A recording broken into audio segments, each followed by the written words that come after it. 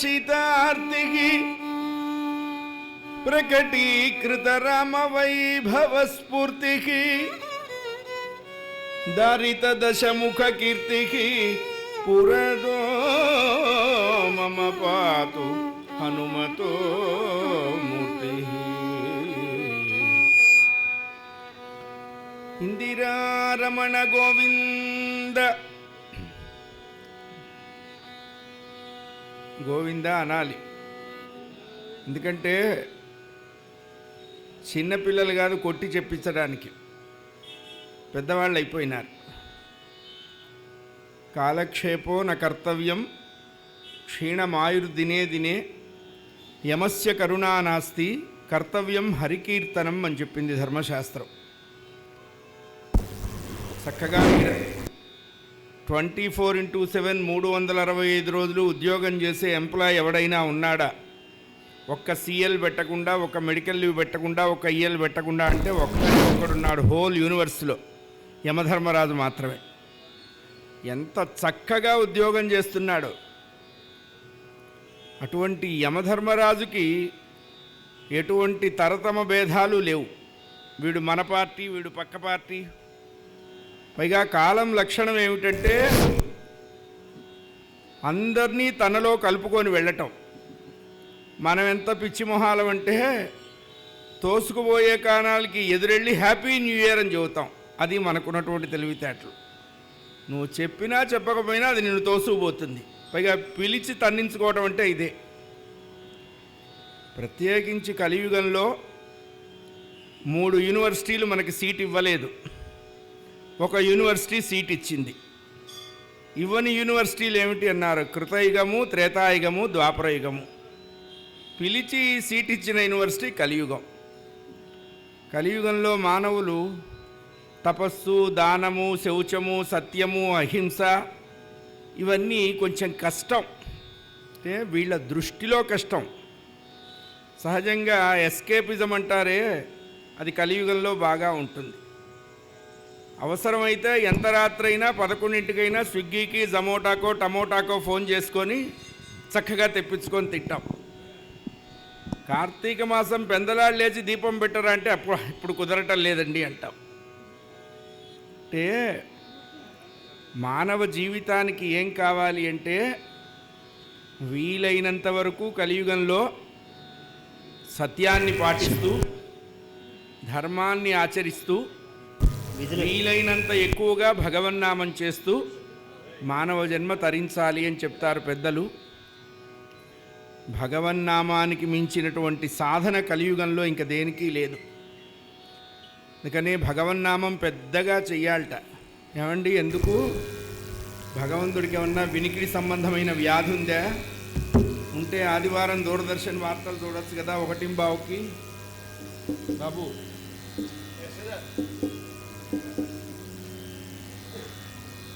అంటే వేదాంత్ మైకయ్యా, నా వైపు చూడొద్దు, మైకు చూడండి. వేదాంత శాస్త్రంలో ఈ శరీరము అనే చెట్టు మీద బాగుందుంచు పాపములు అనే కాకులు వాలి ఉంటాయిట. ఈ పాపం అనే కాకులు ఏ చప్పుడు చేసినా ఎగిరిపోవు. మరి ఏ చప్పుడుకి ఎగిరిపోతాయి అన్నారు. రాజా రామచంద్ర భగవానికి ఎంత గట్టిగా అంటే అంత తొందరగా గెట్ రీడ్ ఆఫ్ అవుతాయిట. భగవంతుడి దగ్గర గొనకూడదు, రహస్యం చెప్పకూడదు, సిగ్గుపడకూడదు. ఈ 3 భగవంతుడి దగ్గర ఉండకూడదు. అందుకనే భగవంతుణ్ణి నమ్మి చెడిపోయిన వాళ్ళు లేరు, మనుషుల్ని నమ్మి బాగుపడ్డ వాళ్ళు లేరు. అందరూ చెప్తుంటారు నేను నిన్ను రక్షిస్తాను. ఎవ్వడూ రక్షించలేడు. ఎవరిని రక్షించాలన్నా భగవంతుడే రక్షించాలి. మరి భగవంతుడు మనల్ని రక్షించాలి అంటే మనం కూడా ప్రయత్నం చేయాలి కదా. 32 మార్కులు మనం తెచ్చుకుంటే 3 మార్కులు మోడరేషన్ ఇస్తారు. మనకు వచ్చినవే 3 మార్కులు అయితే 32 ఎవడిస్తాడు? అందుకనే షడ్భాగం మానవయత్నం సప్తమం దైవచింతనం అని చెప్పింది. నాయనా, కన్ను, కాలు, చెవి, చేతులు అన్నీ బాగా ఉన్నప్పుడే మంచి కార్యాలు చెయ్యరా? కళ్ళు బాగా ఉన్నప్పుడే దేవాలయానికి వెళ్ళి దేవుణ్ణి చూడండి. ఆర్థరైటిస్ రాకుండా, మోకాళ్ళు పడిపోకుండా ఉన్నప్పుడే తీర్థయాత్రలు చెయ్యండి. 32 పళ్ళు ఊడిపోకుండా ఊడగొట్టకుండా ఉన్నప్పుడే భగవన్నామం చెయ్యండి. ఎందుకంటే ఇది ఎప్పుడు పడిపోతుందో తెలీదు. దీనికేం గ్యారంటీ లేదు, దీనికేం బాండ్ పేపర్ లేదు. చీకటి ఉండగానే మనం దీపం ఇల్లంతా సరిదిద్దుకుంటాం, వెలుగుండగానే. శరీరంలో అన్ని అవయవాలు మన మాట వింటున్నప్పుడే మనం భగవంతుడి గురించి వినాలి అని చెప్పారు. అలా వినేందుకు ఏర్పాటు చేసినవే ఎన్నో ఎన్నో సత్కార్యాలు. అలాంటి సత్కార్యాల్లో హరికథా శ్రవణము అన్నారు. కాలక్షేపం వల్ల బఠానీ కాలక్షేపం, పబ్బుల్లో కాలక్షేపం, రిలయన్స్ మార్కెట్లలో కాలక్షేపం కాదు, హరికథా శ్రవణము అన్నారు. చెవులకి కొంత పాపం వస్తుందిట. ఏమిటా పాపము అంటే వినగూడని మాటలు వినటం చేత పాపం వస్తుంది. నిప్పు తెలిసి ముట్టినా కాలుతుంది, తెలియక ముట్టుకున్నా కాలుతుంది. మన ఇంటి దీపమే కదా అని ముద్దు పెట్టుకుంటే మూతి కాల్చకుండా ఉంటుందే. కళ్ళకి కొన్ని చూడకూడని చూస్తే పాపం వస్తుంది. నాలుకకి కొన్ని మాట్లాడకూడని మాటలు మాట్లాడితే పాపం వస్తుంది. చేతులు కాళ్ళకి కొన్ని వెళ్ళకూడని చోట్లకి వెళ్ళటం, చెయ్యకూడని పని చేయటం వల్ల పాపం వస్తుంది. ఎలాగైనా వస్తుంది. ఈ వచ్చిన పాపం ఎలా పోతుంది అన్నారు. ఒక్కసారి మనస్సులో భగవంతుణ్ణి నిలుపుకొని ఇంకా ఏ ఆలోచనలు లోపలికి రాకుండా, ఏమండి నాకు మంత్రం మీద మనస్సు నిలవాలి, ఏం చెయ్యాలి అని అడిగాట శిష్యుడు గురువుని. ఏం లేదురా, నువ్వు మంత్రం చేస్తున్నప్పుడు కోతి బొమ్మని గుర్తు తెచ్చుకోవాక అన్నట్టు. వీడి కోతి బొమ్మే గుర్తొస్తున్నది. ఏది వద్దు అంటుందో మనస్సు దానివైపే పరిగెడుతుంది. ఆ పరిగెడుతున్న మనస్సుని ఎట్లా కట్టేయాలి అన్నారు. భగవన్నామం చేత కట్టేయాలి. ఇప్పుడు పిల్లవాడు బయటికి వెళ్తుంటాడు, తల్లి వంటింట్లో పని చేసుకుంటుంటుంది. వాడు చిన్నవాడు, 3 ఏళ్లవాడు 4 ఏళ్లవాడు, తల్లికి తెలియకుండా మెల్లగా తలుపు తీస్తాడు. వింటుంది తల్లి, రేయ్ అంటుంది, వెంటనే ఆగిపోతాడు వాడు. వెళ్ళే పిల్లవాడు తల్లి మాటకి ఎలా ఆగిపోతాడో, వెళ్ళిపోయే మనస్సు కూడా మనం మనస్సుని చూడటం మొదలుపెట్టేటప్పటికల్లా అది ఆగిపోతుంది, వెళ్ళదు. అలా నిర్ణయమైన మనస్సుతో భగవన్నామం చేయమన్నారు. ఇది వసంత నవరాత్రములు. సంవత్సరంలో 2 నవరాత్రాలు చేస్తారు. ఇప్పుడు 4 చేస్తున్నారు, అది వేరే విషయం. అసలు 2. ఒకటి వసంత నవరాత్రులు, రెండవది శరన్నవరాత్రులు. ఎందుకండి ఈ 2 కాలాల్లో అమ్మవారిని పూజించాలి అంటే, ఈ 2 కాలాలు కమ్యూనికబుల్ డిసీజెస్ అని సాంక్రమిక వ్యాధులు వస్తూ ఉంటాయి. ఈ వ్యాధులు రాకుండా ఉండటం కోసం భగవంతుని పూజించాలి. అందుకని ఆ డిసీజెస్, ఇప్పుడు ఈ ఆట్లమ్మలు అవి ఇవి ఇవన్నీ కూడా సాంక్రమిక వ్యాధులు, ఒకళ్ళ నుంచి ఒకళ్ళ వైపు వ్యాపించేవి. అవి వ్యాపించకుండా భగవన్నామం అనేటువంటి ధూపం వేసుకోమన్నా. ఈ రామాలయంలో చక్కగా వాడి పేరు రాముడు. వీళ్ళంతా చిన్నప్పుడు మా ఇంట్లోనే పెరిగారు, నా దగ్గరే పెరిగారు. అప్పటికి ఇప్పటికీ నాకు తిట్టడం పోలా. అయితే నా తిట్లు వాళ్ళకి కలిసి వస్తున్నాయి. పాపం వాడు ఎంతో ప్రేమతో, అన్నయ్య నువ్వు వచ్చి ఇక్కడ కథ చెప్పాలి. అలాగే గౌడు గారు కూడా పాపం ఆయన వచ్చి, ఎందుకండి నన్ను తీసుకురావడం, నేను క్యాబ్లో వచ్చేస్తానంటే కాదన్న తో అభిమానంతో వారు ఇక్కడికి నన్ను పిలిచారు. మీరు కూడా చక్కగా వచ్చారు. కాసేపు మనం అందరం కూడా అన్నీ మర్చిపోయి కాసేపు భగవన్నామం చేద్దాం. ఏమో ఆయన అట్లా వెడుతూ గబుక్కుని దిగచ్చు, అరే ఇక్కడేదో జరుగుతున్నదని. దిగినప్పుడు మనల్ని చూస్తాడు, బాగున్నారా అని అడుగుతాడు, చాలు. అందుకోసమే అంటే ఆయన ఎప్పుడైనా చూస్తాడు, ఎప్పుడైనా వస్తాడు. వచ్చినప్పుడు మనం జాగ్రత్తగా ఉండాలి. నేను నిద్రపోతున్నాను, నేను మొహం కడుక్కోలేదు, సరే మొహాలు కడుగుతూనే ఉండు, జన్మలెత్తి నిద్రపోతూనే ఉండు, మళ్ళా జన్మలెత్తి అంటాడు.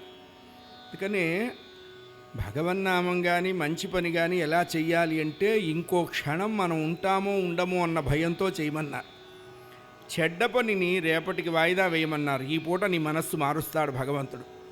అయోధ్యాపతి బాలరామచంద్ర మహారాజుకి సీతా కళ్యాణం చెప్పమన్నారు. తప్పకుండా అదే చెప్పుకుందాం. అదేగా సౌజన్య నిధివాణి, సౌజన్య నిధివాణి, సౌజన్య నిధివాణి, సరి ఇంద్రుడుగాడు ఆనంద మానంద మాలించిన బాల రఘుల సచ్చరిత్రము చాలా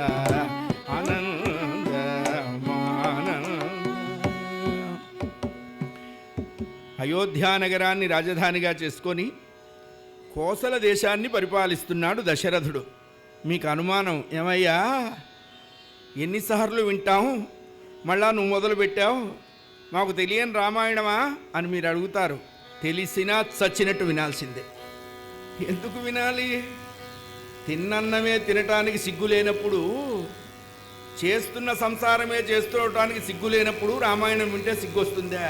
ఇది నేను చెప్పింది కాదు, విశ్వనాథ సత్యనారాయణ గారు చెప్పారు.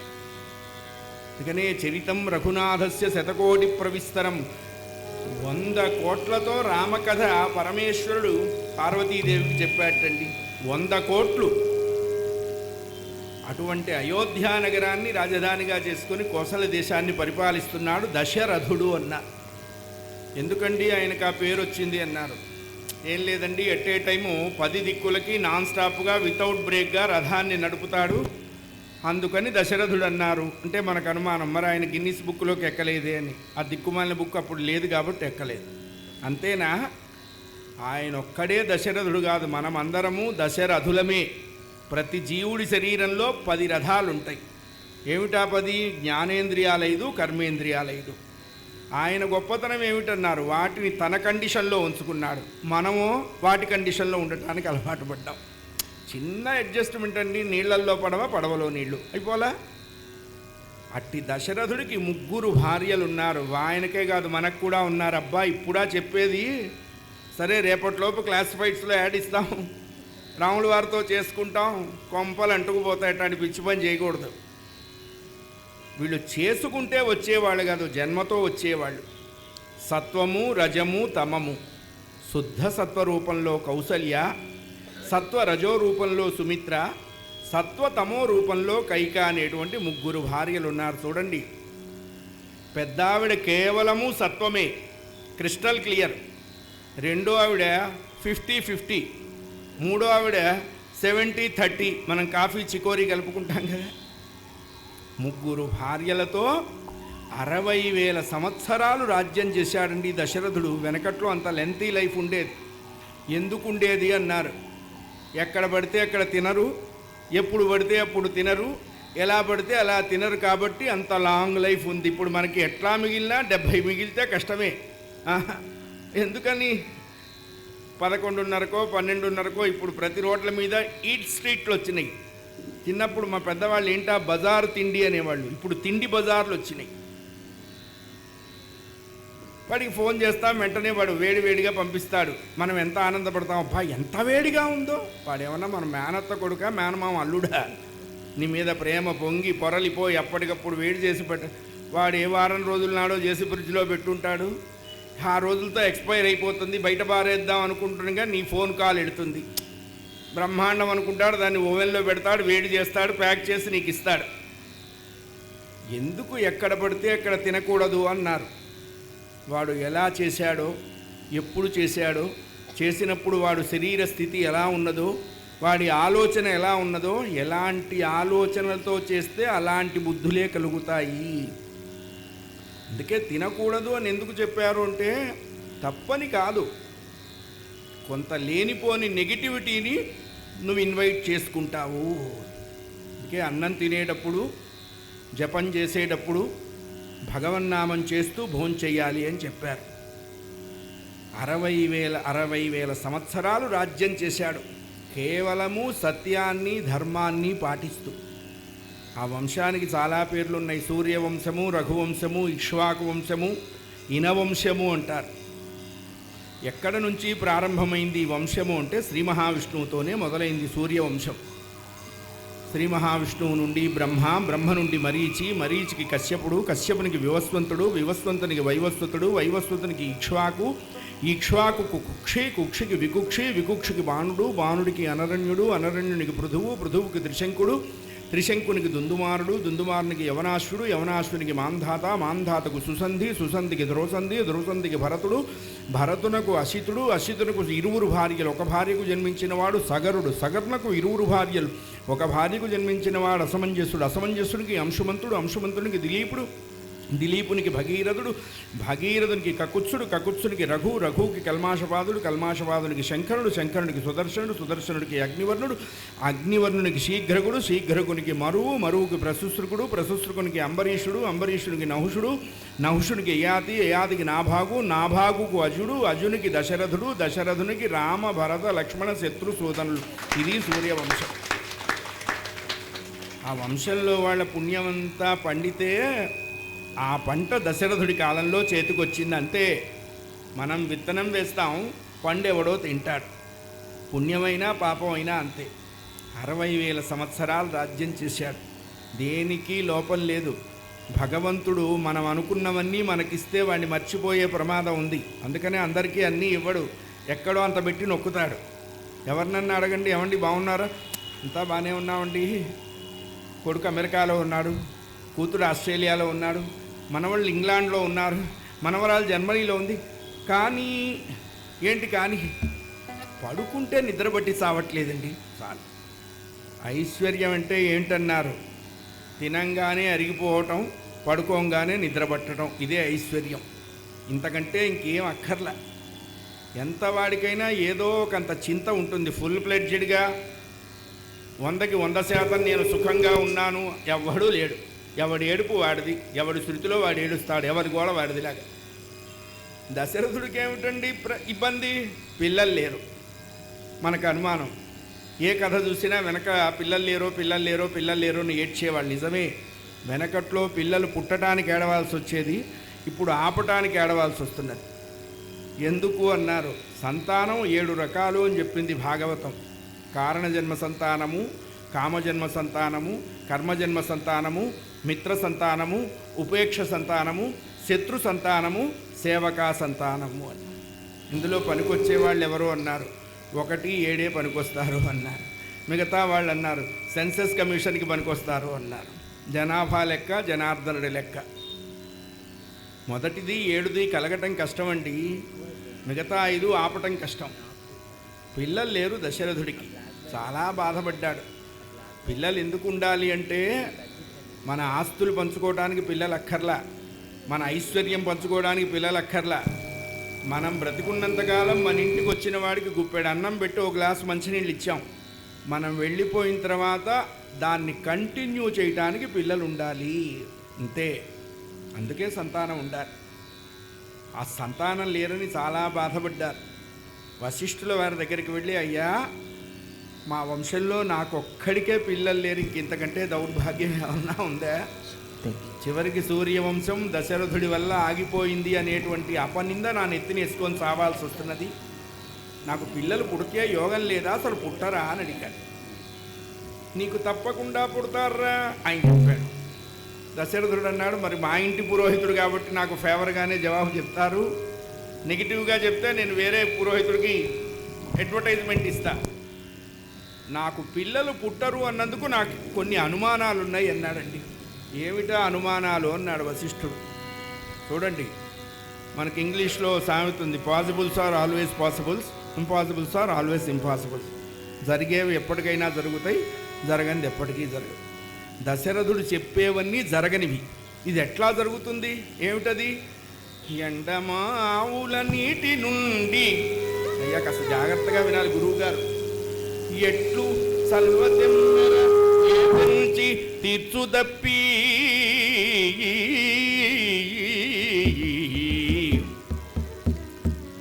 ఎండమావుల్లో నీరుండదు, ఆ నీళ్లతో దాహం తీరదు. ఎండమావుల్లో నీరుండి దాహం తీరితే అది ఎంత గొప్ప, మాకు పిల్లలు పుట్టడం కూడా అంతే గొప్ప. రెండోది, కుందేలెదిరి తన కొనవాడి కొమ్ములను గుర్చి పులిన్నేలగుల్చుటెట్లు. కుందేలుకు కొమ్ములు రావటమే లేదు, ఆ కుందేలుకు కొమ్ములు వచ్చి ఆ కొమ్ములతో పులిని చంపటం ఎంత గొప్ప, మాకు పిల్లలు పుట్టడం కూడా అంతే గొప్ప. ఇంకోటి, మర్రి విత్తు నాట మరి దాని వలననే ఎప్పుడైనను మామిడి మొలచుటెట్లు. మర్రి విత్తనంతో మామిడి చెట్టు రాదుగా. అయ్యా గాడి నిప్పున పద్మము గల్గుటెట్లు, గాడిపోయిలో పద్మం పుడుతుందా? ఎండ మా పుండుటెట్లు, ఎండ రాత్రి పుట్టుంటుందా? ఎద్దీనుటెట్లు, ఎద్దెక్కడైనా ఈనిందా? ఇవన్నీ ఎలా జరగవో ముసలివారికి పిల్లలు పుట్టుటెట్లు. 600 సాజంబు మారుటెట్లు. పైవన్నీ జరిగితే మీరన్నట్టుగా మాకు పిల్లలు పుట్టడం కూడా జరుగుతుందండి.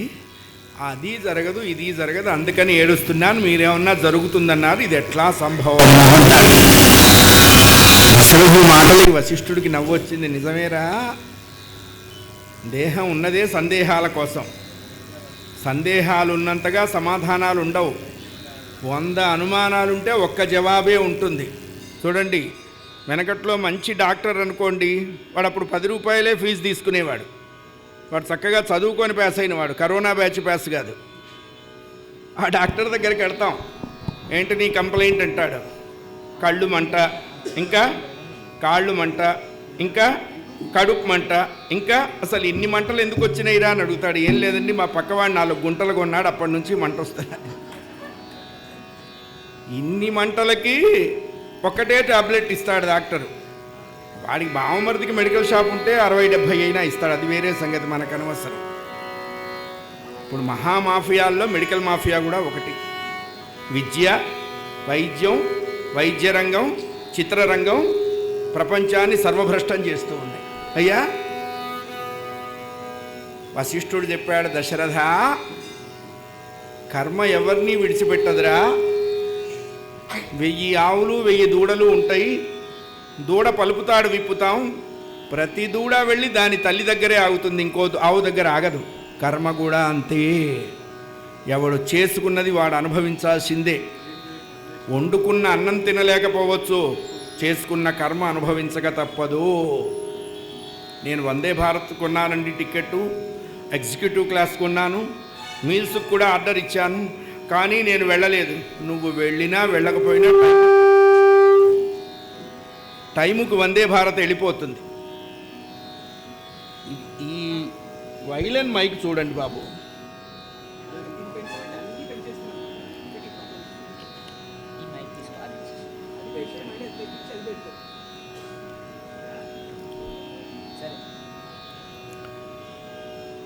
కర్మ నీకు ఇష్టం ఉన్నా లేకపోయినా దాని పని చేసి వెళ్ళిపోతుంది. దాని నుంచి ఎవ్వడూ తప్పించుకోలేడు. అది ఉన్నంత వరకు బ్రతుకుతాం, కర్మఫలం అయిపోతే ఆటోమేటిక్గా వెళ్ళిపోవాలి. ఎవ్వరూ ఆపలేవరు, ఎవరూ చెయ్యిచ్చి రక్షించలేరు. దశరథ నువ్వు చేసి మర్చిపోయినావు, ఆ ఫలితం ఇప్పుడు వచ్చే సమయం వచ్చింది అన్నారు. ఏంటండి నేనేం చేశాను అన్నాడు. అందుకే గురువు ఉండాలి. మనకెప్పుడైనా మరుపు కలిగితే తొలగిస్తాడు గురువు, మన బరువు కలిగితే పోగొడతాడు గురువు. దశరథుడు చేసి మర్చిపోయింది ఏమిటి అన్నారు. దశరథుడొకనాడు వేటకై తరలె నట్టడవిలోన, దశరథుడొకనాడు వేటకై తరలె నట్టడవిలోన, నిశీధమున మృగమును కొని యొక్క మునిందుల్ చేశరాన.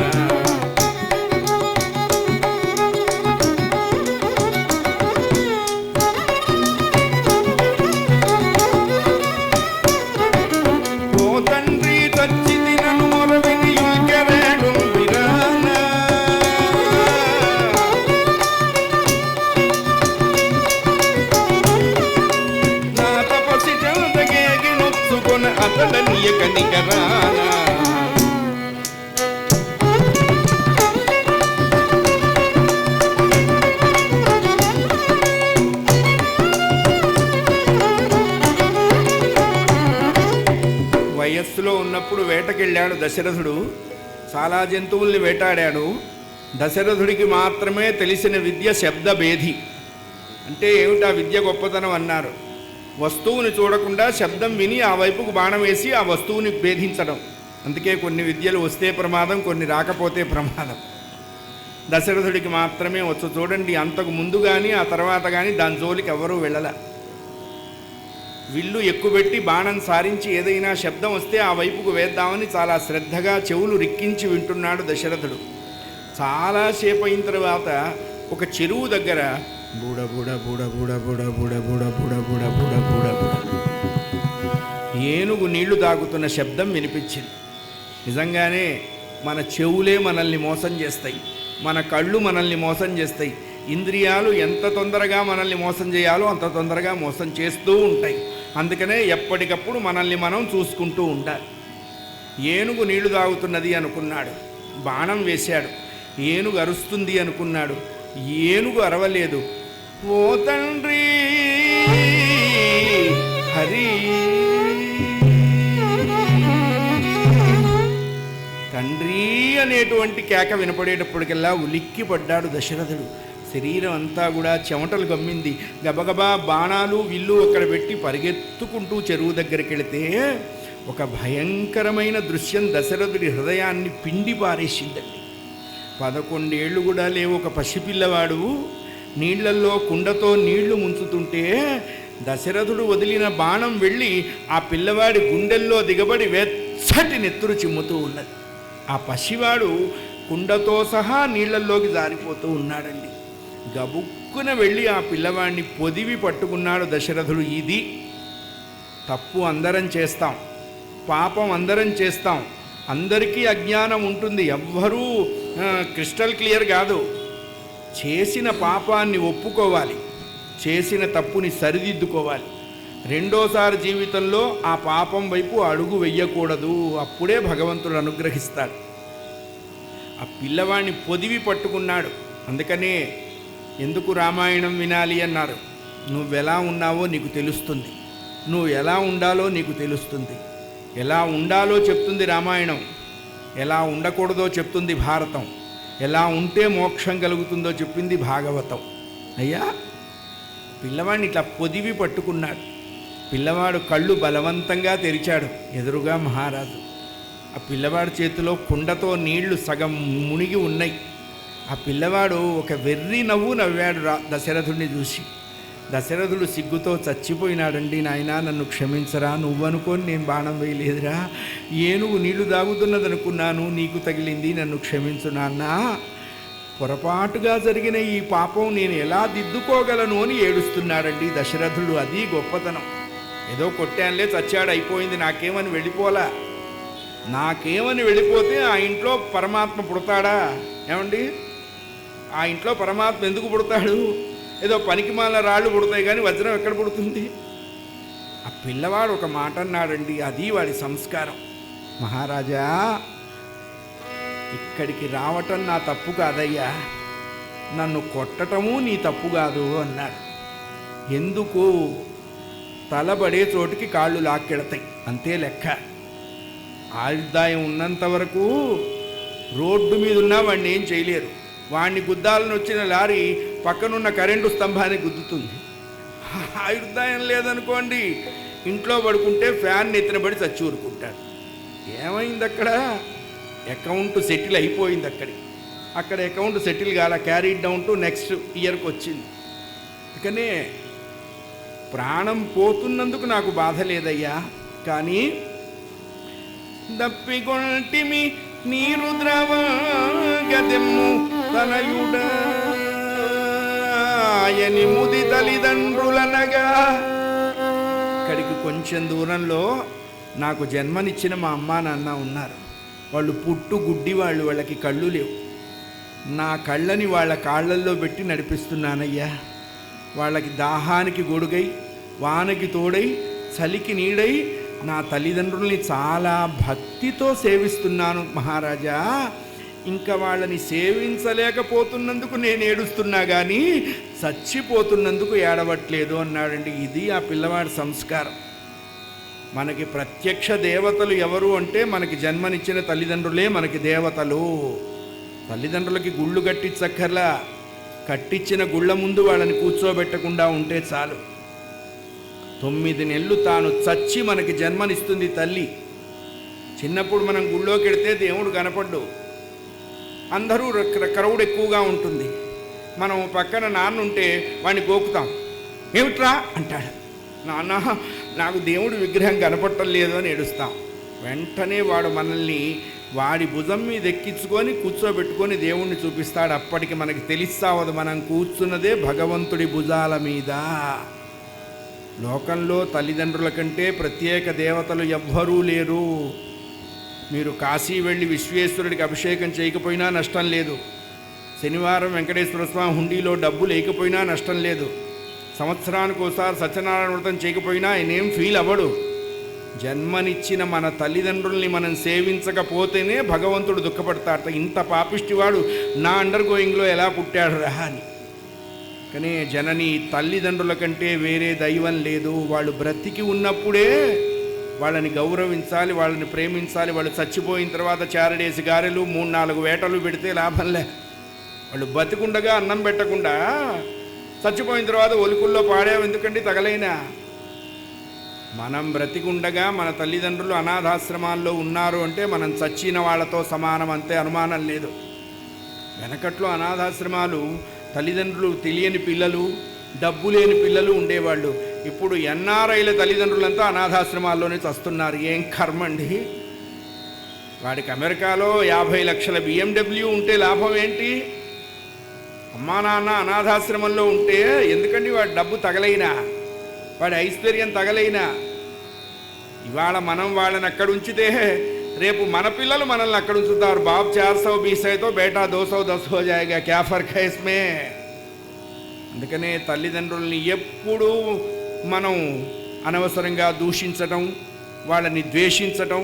ఇంకా మాట్లాడుతుంటారు, నీకేం తెలియదు ఊరుకో నాన్న, వీడికేదో తెలిసి చచ్చినట్టు.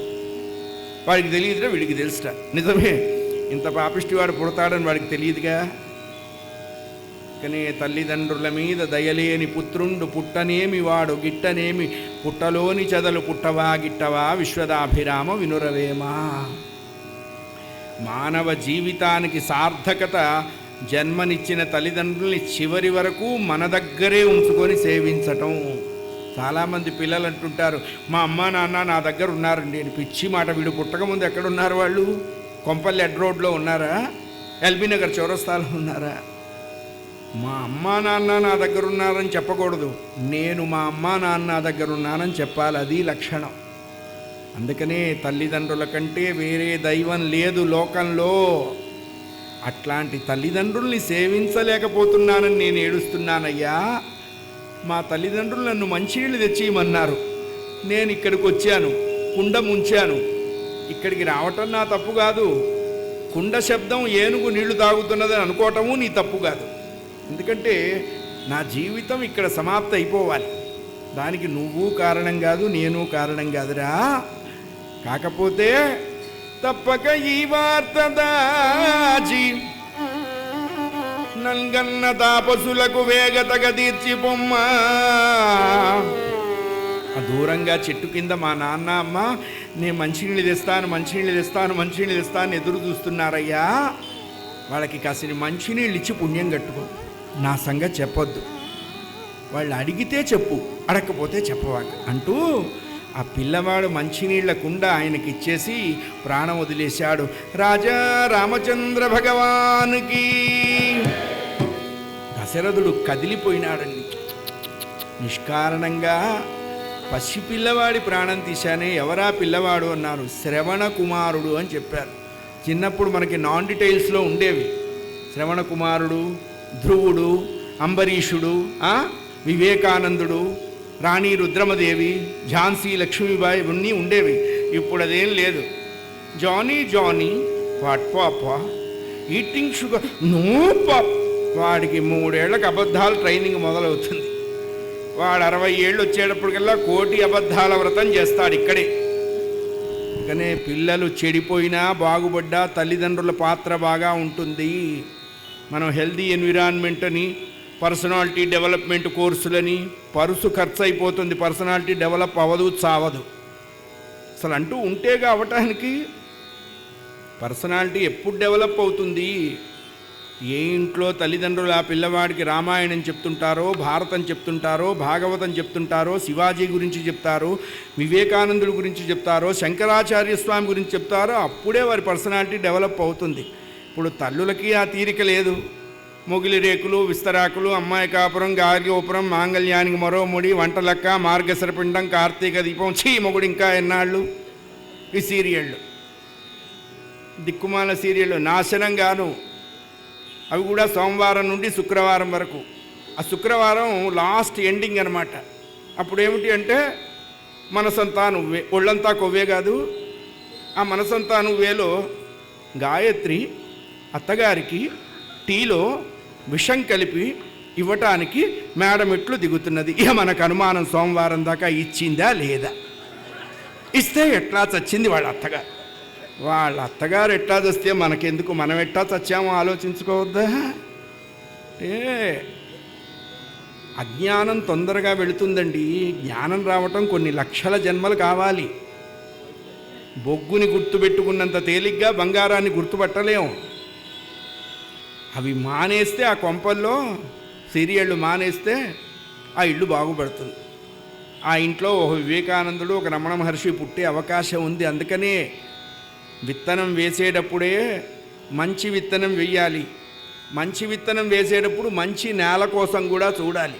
విత్తనం మంచిదే, నేల చెడ్డదైతే లాభంలే. నేల మంచిదే, విత్తనం చెడ్డదైనా లాభంలే. అందుకే మనం ఆలోచించి పిల్లల్ని తయారు చేసేటప్పుడే వాడిని దేశం కోసం తయారు చేయాలి, వాడిని సమాజం కోసం తయారు చేయాలి, వాడిని ప్రపంచం కోసం తయారు చేయాలి. ఎవరో అడిగారట, ఆర్ఎస్ఎస్ లేకపోతే ఈ దేశం ఏమవుతుంది అన్నారట. పిల్లవాడు మంచి సమాధానం చెప్పాడు, ఏం లేదు, ఈ ప్రశ్నాపత్రం ఉర్దూలో వచ్చేది, అంతకంటే ఏం లేదని చెప్పారు. అంతే కదండి.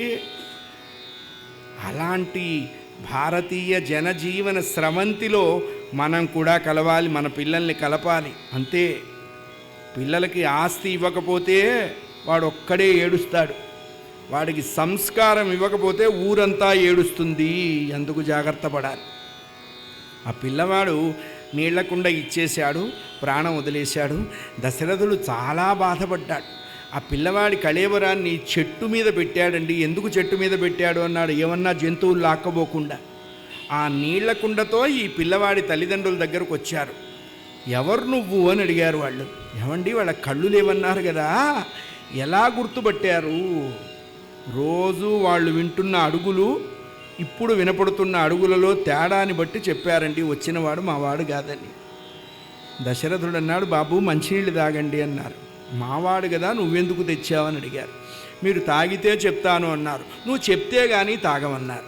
ఏం చేయాలి చెప్పండి.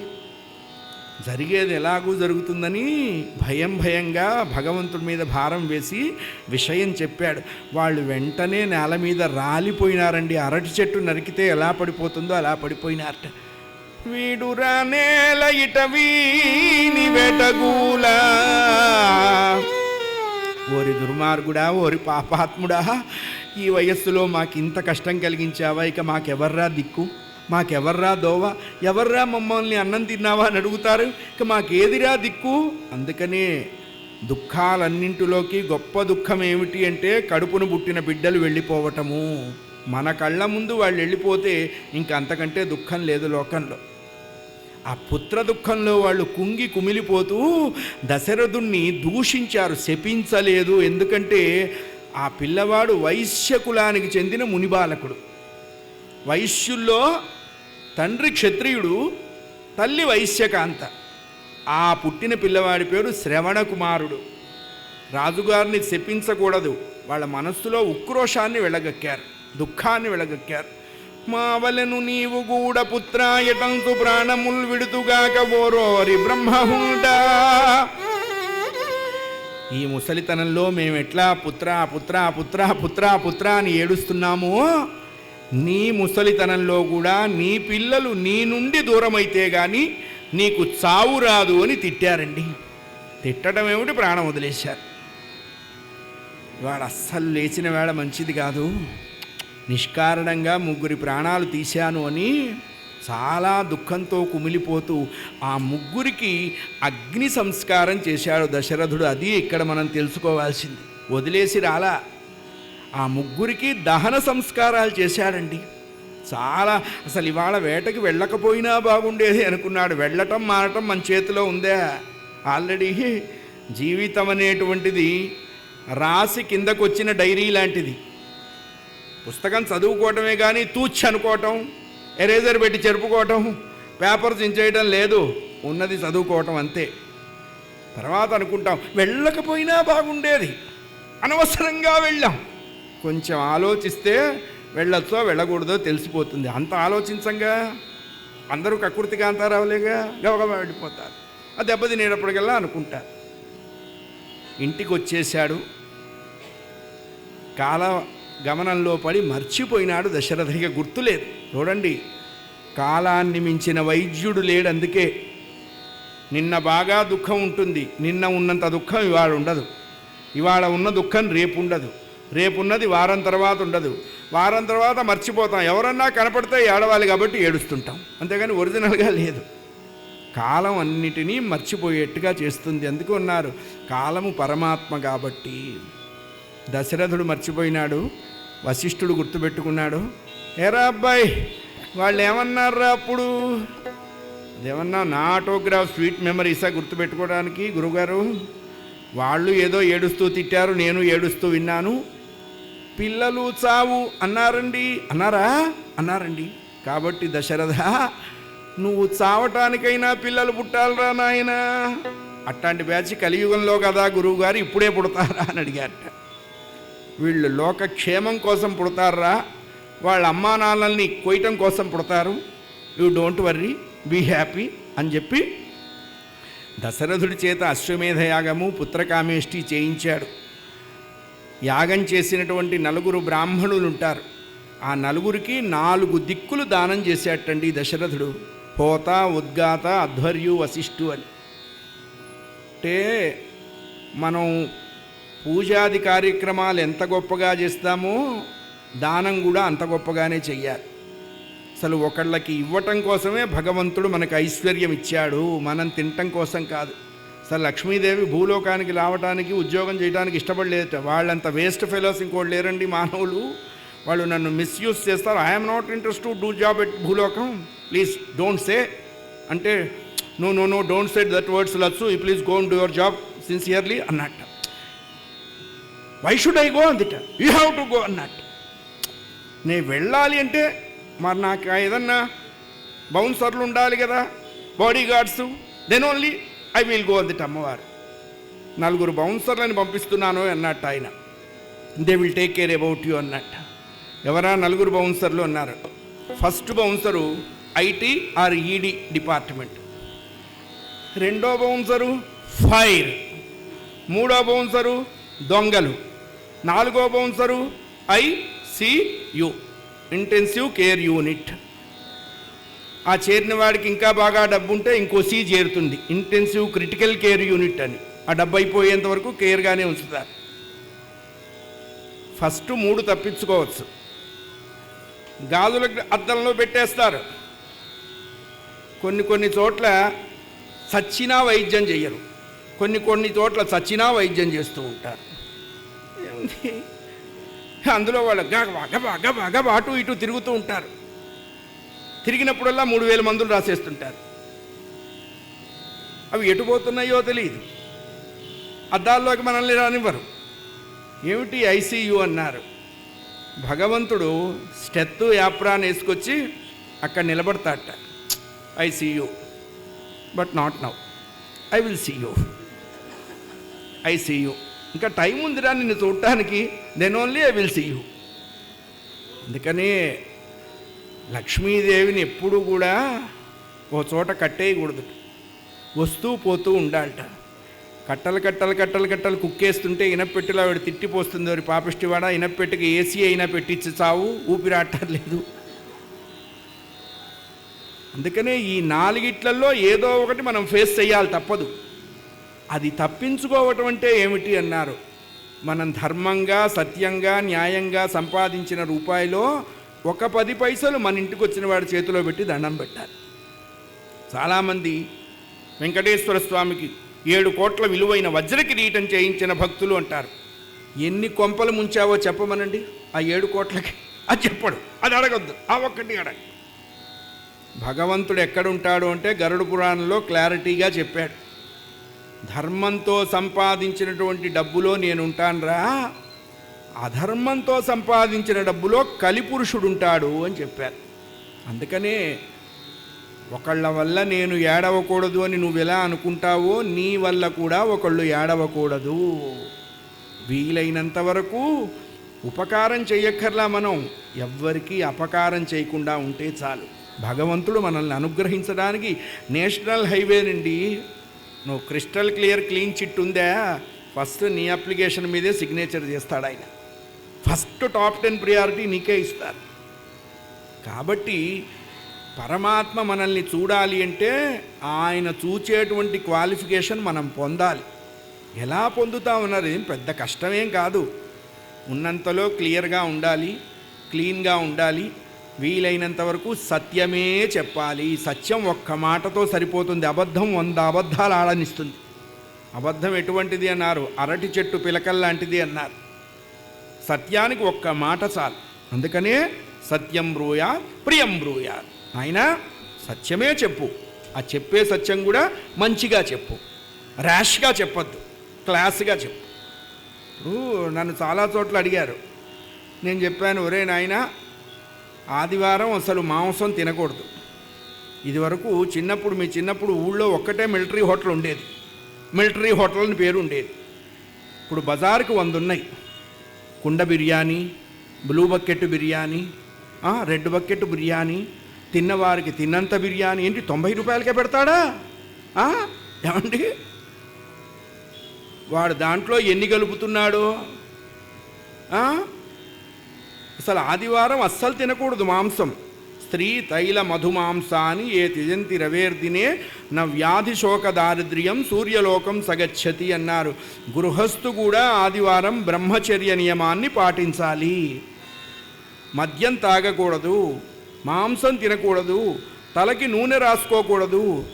నేను చెప్పాను, ఒరే నీకు అంతగా మాంసం తినాలి అంటే వీలైతే శనివారం అన్నా తినరా, ఆదివారం తినద్దు అన్నా. వాడు 2వ రోజు సభలో చెప్తున్నాడు, నేనే వించచ్చా, సింహాచల శాస్త్రి గారు శనివారం కూడా తినొచ్చు అని చెప్పారు. ఓరి నిన్ను గోతిలో పెట్టా, నేను అదే చెప్పింది. అంటే ఎట్లా డైవర్షన్స్ వస్తాయో చూడండి. మనం ఏదన్నా కాస్త మంచిగా చెప్తే దాని గురించి 10 సార్లు లేనిపోని రిప్లిక్లు పెట్టి ఎందుకో ఎవరికొచ్చిన కర్మ. పెద్దలు ఏదైనా చెప్పారు అంటే అది మనం బాగుపడటానికే, మనం మంచిగా ఉండటానికే చెప్తారు. కానీ వాళ్ళకి మన మీద కోపం ఉండదు. ఎందుకుంటుందండి కోపం? పిల్లవాడు పాడైపోతాడేమో అని తల్లికి కాకపోతే ఎవరికి ఉంటుంది? ప్రపంచం బాగుండాలని క్షేమం ఆశించే పెద్దలకే ఉంటుంది. ఎవరెట్టా చేస్తే నాకెందుకు అనుకుంటే వాడిని ఏమనుకోవాల్సిన పల్లె. నలుగురికి 4 దిక్కులు దానం చేశాడు. మనం ఎంత బాగా పూజ చేస్తామో అంత మనకున్నంతలో దానం చెయ్యాలి. ఆ దానాన్ని పోస్ట్ పోన్మెంట్ చేయకూడదు. 30 లక్షలు పెట్టి కళ్యాణ మండపం కంటాం, 20 లక్షలు క్యాటరింగ్ వాళ్ళకి ఇస్తాం, 10 లక్షలు ఫోటో వాళ్ళకి ఈవెంట్ మేనేజర్లకి ఇస్తాం. చేయించిన పంతులు గారికి రేపు రండి, 4 రోజులు కనపడండి. ఏమంత కర్మ? 4 రోజులకి రావాలే వాడు అన్నం తినొద్దా? మనం ఇచ్చే రూపాయి అప్పుడు ఇచ్చేసి దండం పెట్టాలట. దాన్ని పోస్ట్ పోన్ చేస్తే దానికి వడ్డీ కట్టాల్సి వస్తుంది. అందుకనే ఇటువంటివి మనం చేయకూడదు. 4 దిక్కులు దానం చేసేటండి. వాళ్ళన్నారట, మాకెందుకయ్యా రియల్ ఎస్టేట్ వెంచర్లు మేము ఎక్కడేస్తాం, అక్కర్లేదు ఏదన్నా ఇచ్చి తీసుకున్నారు. ఒక్కొక్కడికి 40 లక్షల గోవులు ఇచ్చారట, 30 లక్షల బంగారు మాడలు ఇచ్చారటండి. వాళ్ళు ఏం చేశారు అవన్నీ అన్నారు, యాగం చూడటానికి వచ్చిన వాళ్ళందరికీ ఇచ్చేశారు. ఒక్క ఆవును తీసుకోలేదు, ఒక్క బంగారు మాడ తీసుకోలేదు. అది గొప్పతనం. దానం చేయటం అందరికీ చేత కాదు, కొద్దిమందికే తెలుసు. యాగం అంతా అయిపోయింది. ప్రాజాపత్య పురుషుడు పాయసం ఇచ్చాడు. ఆ పాయసాన్ని దశరథుడు 3 రాణులకి సమానంగా పంచాడు. వాళ్ళు ఆ పాయసాన్ని భక్షణ చేశారు. 1, 2, 3, 4, 5, 6, 7, 8, 9, 10, 11వ నెల కూడా వచ్చేసిందండి. ఇక్కడ ప్రసవం గాల.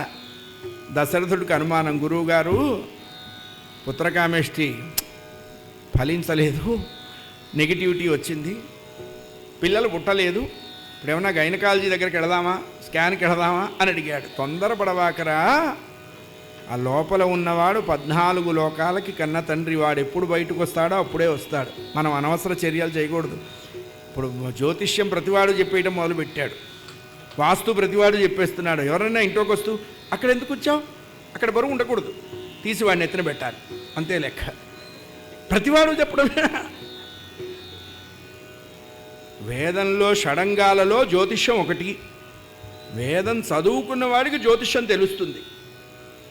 చాలా కష్టమైన శాస్త్రం అది, అలా చెప్పకూడదు. ఇప్పుడు అందరూ ముహూర్తాలు పెట్టి, మంచి ముహూర్తం, సూర్యుడి ఇంట్లో, చంద్రుడి ఇంట్లో, కుజుడి ఇంట్లో, బుధుడి ఇంట్లో, గురుడి ఇంట్లో, ఈవిడ ఆపరేషన్ థియేటర్లో, వెంటనే ఆ గైనకాలజిస్ట్ కోసేస్తుంది, వాడిని బయటికి తెస్తుంది. వాడు నార్మల్ బర్త్లో బయటికి రాలా, వాడు క్రియేటివ్ బర్త్లో వచ్చాడు. వాడు కోసి బయటకు వచ్చాడు కాబట్టి బయటకు వస్తూనే అమ్మా నాన్నని కొయ్యటం మొదలు పెడతాడు. ఊరుకుంటాడా? ఎవడి సింటమ్స్ వాడికి బయటపడతాయి. అందుకనే మన ప్రయత్నం చేయకూడదు.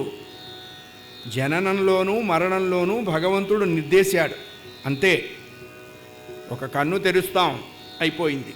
2 కళ్ళు మూస్తాం, అయిపోయింది. ఆ 2 వాడి చేతిలో ఉన్నాయి.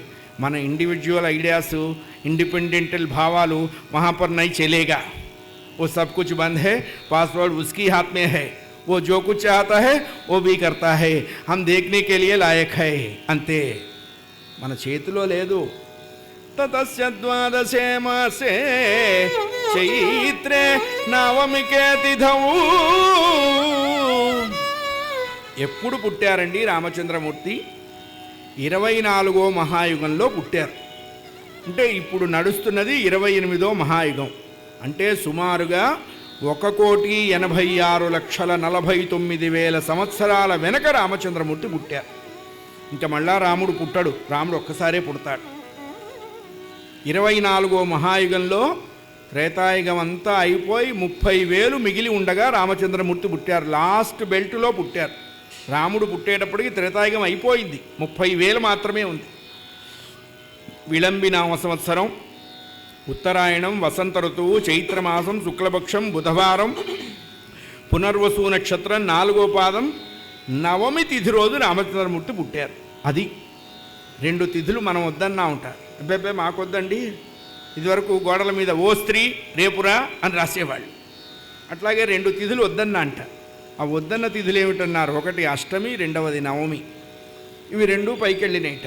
ఏమే ఉద్యోగంలో చేరలేదా అని అడిగారు రాములు వారు. పరమాత్మ, మమ్మల్ని జాయినింగ్ రిపోర్ట్ ఎవరు తీసుకోలేదండి, that's why we came back అని. ఎందుకు తీసుకోలేదే అని అడిగారు. నన్ను అష్టమి బాగుండదన్నారండి, నన్ను నవమి వద్దన్నారు. వాళ్ళు దరిద్రులే మనుషులు, సరే నేను తీసుకుంటారండి అన్నారట. అష్టమి రోజు కృష్ణ పరమాత్మ పుట్టారు, నవమి రోజు రామచంద్రమూర్తి పుట్టారు. మనం కూడా తీసుకుంటే మనలో కూడా రాముడు పుట్టేవాడుగా. తీసుకోలేదు కాబట్టి రావణాసురులు, కీచకుళ్ళు, దుర్యోధనులు పుట్టారు, కలిపురుషులంతా. 5 గ్రహాలు పరమ ఉచ్చ స్థితిలో సంచరిస్తున్నాయిటండి. అది గ్రహకూటం అంటే. సూర్యుడు మేషంలో, అంగారకుడు మకరంలో, శని తులలో, బృహస్పతి కర్కాటకంలో, శుక్రుడు మీనంలో సంచరిస్తూ ఉన్నట్ట. రామచంద్రమూర్తి జన్మించే నాటికి నవగ్రహాలలో 5 గ్రహాలు పరమ ఉచ్చ స్థితిలో సంచరిస్తూ ఉన్నాయి. హర నమ పార్వతీపతయే, హర హర మహాదేవ.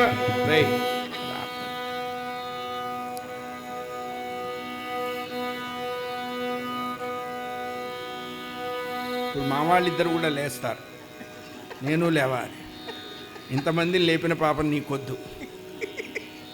రాజా రామచంద్ర భగవానికి. అంతకంటే మంచి రసం ఇక్కడ వస్తున్నది, రామరసం. అది నీరసం. అమ్మ ఆపేసాయి.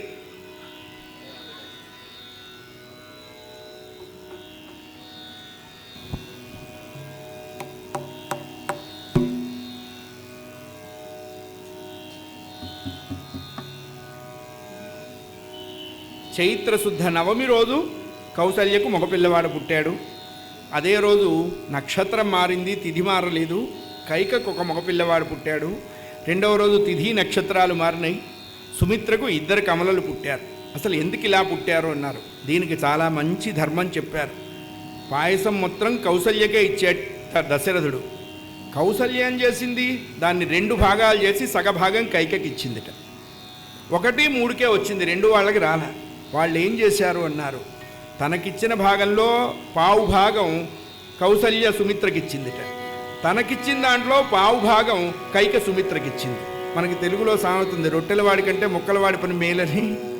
ఇప్పుడు సుమిత్రకు 2 భాగాలు వచ్చినాయి. చూడండి, ఈ భాగాలు తినగా పుట్టిన ఫలం కూడా అలాగే ఉంది. కౌసల్య ఇవ్వగా తినగా పుట్టిన భాగం తాలూకు పిల్లవాడు కౌసల్య పిల్లవాడైన రాముణ్ణి వదిలిపెట్టలేదు లక్ష్మణస్వామి. కైక ఇవ్వగా తినగా పుట్టిన భాగం తాలూకు పిల్లవాడు కైక పిల్లవాడిని వదిలిపెట్టలేదు శత్రుఘ్న స్వామి. రామ లక్ష్మణుడు ఒక జట్టయినారు, భరత శత్రుఘ్నులు ఒక జట్టయినారు. 4 పిల్లలు పుట్టారు. రామ భరత లక్ష్మణ శత్రుసూదనులను నామకరణం చేశారు. రాముడి తర్వాత పుట్టినవాడు భరతుడు, 2వ రోజు పుట్టినవారు లక్ష్మణ శత్రుసూదనుడు. పిల్లలు పెరిగి పెద్దవారైనారు, 11 ఏళ్ల వాళ్ళైనారు. చక్కగా ఉపనయనం చేశాడు దశరథుడు. ఆ పైన 16 ఏళ్ల వాళ్ళైనారు పిల్లలంతా కూడా. ఒకరోజు దశరథుడు కొలువు తీర్చి ఉన్నాడు సభా మధ్యమంలో. దశరథుడికి కుడివైపు రాముడు భరతుడు నించోనున్నారు, ఎడమవైపు లక్ష్మణుడు శత్రుఘ్నుడు నించోనున్నాడు. దశరథుడు ఎట్లా ఉన్నారన్నారు, ఈ 4 ఎవరన్నారు, ధర్మ అర్థ కామ్య మోక్షాలు. మరి దశరథుడో దాన్ని అనుసరించే జీవుడు అని చెప్పారు. మనం అదే అనుసరించాలి. ఆ పిల్లలు ఎలా ఉన్నారో చెప్తారు మా గురువుగారు నారాయణదాస్ గారు. ప్రాయముతో ఎల్ల విద్యల హరితేరిన తన ఆత్మజులను కనుగొనున్నప్పుడెల్లగా జనక మోదము తోడు తల్ని సములు దువ్వు దశరథుడు.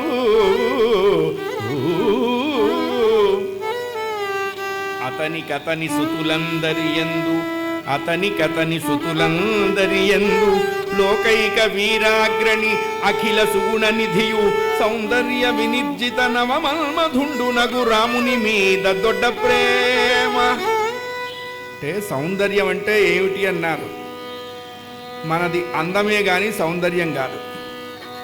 అందం ఈక్వల్ టు అరచేతి మందం అంతే. సౌందర్యం అంటే ఏంటన్నారు, ఎవరిని ఒక్కసారి చూస్తే ఇంకొకళ్ళని చూడాలి అనిపించదో అదే సౌందర్యము.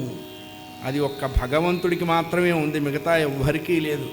అందుకని భగవంతుడిని చూసిన కొద్దీ చూడాలనిపిస్తుంటుంది. మనల్ని ఒకసారి చూసేటప్పటికల్లా అబ్బాయికి చాలా ఎక్కువైపోయింది అనిపిస్తుంది.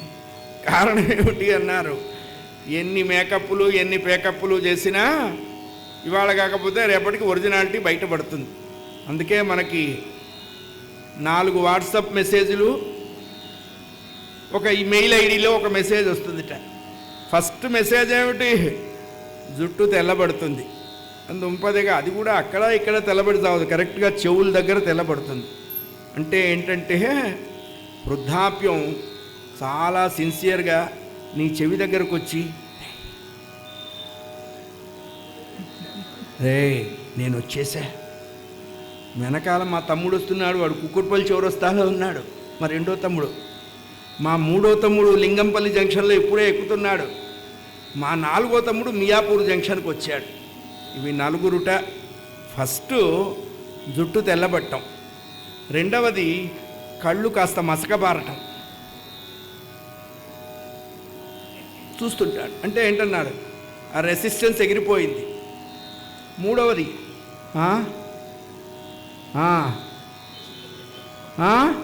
ఇప్పుడు అలేమిట్రా వినపడతావట్లా అయిపోయింది, అక్కడ షెల్టర్ దిగిపోయింది.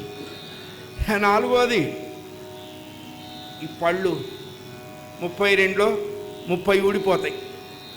ఆ ఊడిపోయినప్పుడే ఆ ఎదురుగ్గా ఏదో మంచి కొరికి తినేది కనపడుతుంది. పళ్ళు ఊడినే కానీ బుద్ధి ఊడలేదుగా, గబుక్కుని తీసుకొని కొరుకుతారు. అబ్బా తినిచేస్తామనుకుంటే ఆ ఊడేను ఒక్క పన్ను కాస్త పైకి తగిలి రక్తం బొటబొట కారుతుంది. ఇవన్నీ అయిన తర్వాత 5వది ఏమిటన్నారు, he or she is no more. అంతే, అయిపోయింది, అక్కడికి అకౌంట్ క్లోజ్ అయిపోయింది. అందుకనే ఫస్ట్ టెలిగ్రామ్ మనం ఎంతసేపు వాట్సాప్ అప్డేట్ అయిందా, ఫేస్బుక్ అప్డేట్ అయిందా, ఇన్స్టాగ్రామ్ అప్డేట్ అయిందా అని చూస్తాం. కానీ మనం భగవంతుడి దగ్గరికి వెళ్ళటానికి ఎంత అప్డేట్ అయినామని ఎప్పటికప్పుడు చూసుకుంటూనే ఉండాలి. ఎప్పటికప్పుడు అదే చేసుకుంటుండాలి. బావిలో ఇత్తడి చెంబు పడ్డది, గాలం వేసి తీయిచ్చాం, చింతపండు పీతాంబరి వేసి థళ థళ థళ థళ థళ థళ తోముతాం. 2వ నిమిషానికి మళ్ళా చిలుము పడుతుంది ఆ చెంబు. దాని లక్షణం అది. మనస్సు కూడా ఇత్తడి చెంబు లాంటిదే. దీన్ని ఎట్లా తోముకోవాలి అన్నారు. ససంగత్వే నిస్సంగత్వం, నిస్సంగత్వే నిర్మోహత్వం, నిర్మోహత్వే నిశ్చలతత్వం, నిశ్చలతత్వే జీవన్ముక్తి. మంచి వాళ్ళతో సహచర్యం చెయ్యాలి, మంచి మాటలు వినాలి, మంచి చోటుకు వెళ్ళాలి, వీలైనంతసేపు మంచి వాళ్ళతో సజ్జనులతో ఎక్కువ కాలం ఉండేట్టుగా ప్రయత్నం చెయ్యాలట. ఇది ఎట్లాంటిది అన్నారు. మనం సెంటు కొట్టుకు వెళ్తాం, పర్ఫ్యూమ్ షాప్కి. మనం ఏం కొనక్కర్లా, కాసేపు వాడిని కాస్త అదిటి ఇది ఇంకోటి వీడు ఏదన్నా కొంచెస్తాడేమో. మనం అంతకంటే ఖతర్నాక్ కామేశ్వరరావులో అంత ఫ్రీలకు అలవాటు పడ్డాంగా అన్నీ ఒంటికి పూసుకొస్తాం. బాగాలేదులే అంటాడు వాడు. నువ్వు పెడితే నేను తలుపేసుకుంటా అంటాడు. మనం కొద్దిసేపు పర్ఫ్యూమ్ షాపులో ఉంటే ఆ వాసన మన ఒంటి మీద 4-5 రోజులు ఉంటుంది. అదే ఎండు చేపల కొట్టుకెళ్ళాం అనుకోండి, ఓ 7 రోజులు ఉంటుంది. వెళ్ళినటువంటి స్థానాన్ని బట్టి నీకున్న వాసన తెలుస్తుంది. వాటి తప్పు కాదు, వెళ్ళటం నీ తప్పు. అందుకనే మంచి వాళ్ళతో స్నేహం చేస్తే మనం ఎలా ఉన్నామో తెలుస్తుంది, ఎలా ఉండాలో తెలుస్తుంది, ఎలా ఉండకూడదో కూడా తెలుస్తుంది. అందుకే పెద్దవాళ్ళు పిచ్చివాళ్ళే చెప్పలా, నాయన కాస్త మంచివాళ్ళతో మాట్లాడరా. మంచివాళ్ళంటే ఎవరు అన్నారు. ఎప్పుడూ భగవన్నామం చేస్తూ మనస్సులో ఏ విధమైన ఆలోచన లేకుండా ఉన్నవాళ్ళందరూ చల్లగా ఉండాలి అనే ఆలోచన ఉన్నవాళ్ళు మాత్రమే మంచివాళ్ళు అయ్యా. అందుకనే దొడ్డ ప్రేమ. ఎందుకు ప్రేమ దశరథుడికి? అటువంటి సౌందర్యం ఉన్న పిల్లవాడు ఇంకెక్కడా లేడు కాబట్టి. అటువంటి అన్నీ మంచి లక్షణాలు ఏంటండి. ఎంత గొప్పవాడు రాముడు. మనకి బారేసుగా కొన్ని లక్షణాలు. దరిద్రం రూపాయికి బియ్యం మనకి బారేశాడు, ఆయన బాసుమతి అన్నం తింటున్నాడు. మంచి లక్షణాలన్నీ ఆయన అట్టే పెట్టుకొని దిక్కుమాలవన్నీ మనకిచ్చాడు. ఏం చేస్తాం? మనకదే మనం చదువుకున్న చదువుకు ఆ ఉద్యోగమే. అలా పిల్లలు పెరిగి పెద్దవారై సభలో ఉంటే ఆ రోజు ఆ సభలో భగవన్నామం వినపడ్డదిటండి. ఎవరు వస్తున్నారు అన్నారు. ఎవరో మహానుభావుడు, రాముడు యొక్క అవతారం తెలిసినటువంటి వాడు భగవన్నామం చేస్తూ వస్తున్నారు. గోవింద నందనందన కోటి మదన సుందర గోవింద నందనందన కోటి మదన సుందర హఠకాంచితాంబర కోటి మదన సుందర హఠకాంచిత రామచంద్ర భూమి పాలకామితార్థదాయక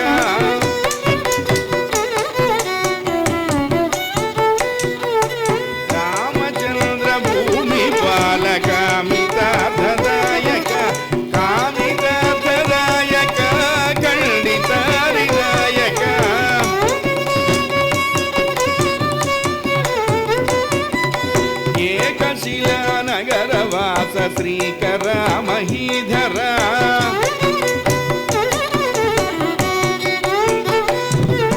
శ్రీకర మహీధర శేషలోక శ్రీధర జయ బోలో భక్తవత్సల భగవానికి. ఎవరా మహానుభావుడు అన్నారు. ముడివడి గడ్డం మోకాళ్ళ నొరయగ మడమలకు పల్ల చెడలు దగులా మొల చుట్టు పులితోలు ముంజేత జపమాల అడుగున పావు కోళ్ళ మరుతుందా. పులితోలు కట్టుకున్నాడు, చేతిలో జపమాల తిరుగుతున్నది, కాళ్ళకి పావు కోళ్ళు వేసుకున్నాడు, పాలభాగంలో విభూతి పెట్టుకున్నాడు, చెవులకు రుద్రాక్షలు పెట్టుకున్నాడు, టక టక టక టక టక టక అడుగులు వేసుకుంటూ వచ్చేస్తున్నట్ట. ఎవరాయన అన్నారు. సూర్యవంశంలో పుట్టినటువంటి విశ్వామిత్ర మహర్షుల వారు. ఆయనది ఈ వంశమే. ఎందుకు వస్తున్నాడు? సరిగ్గా రామచంద్రమూర్తికి 16 సంవత్సరాల 8 నెలలు వచ్చిన తర్వాత విశ్వామిత్రుడు వచ్చాడండి. ఎందుకు 16 ఏళ్ళు దాటిన తర్వాత వచ్చాడు? 15 ఏళ్ళకి రావచ్చుగా. అంటే సూర్యవంశంలో పుట్టినటువంటి రాజకుమారులకి 16వ సంవత్సరం వస్తేనే ధనస్సు పట్టేటువంటి క్వాలిఫికేషన్ వస్తుంది. ఈయనతో అప్పుడు అవసరం పడ్డది. చాలా ప్లాన్డ్గా వేసుకున్నారు వాళ్ళు ప్లాట్ఫామ్ అంతా. ఆయన వచ్చేస్తున్నారు. దశరథుడు గబగబా ఎదురు వెళ్ళాడు, ఆయనకి నమస్కరించాడు.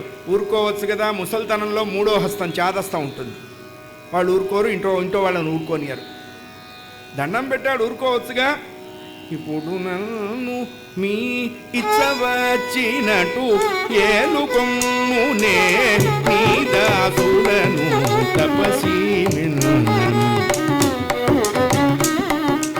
ఏమడిగిన మీకిచ్చదనే ఉసురేని మీకప్పగించదనే, ఏమడిగిన మీకిచ్చదనే ఉసురేని సామి వేయేల నా జన్మమిప్పుడు సఫలమయ్య మీ సందర్శనమున తపసి.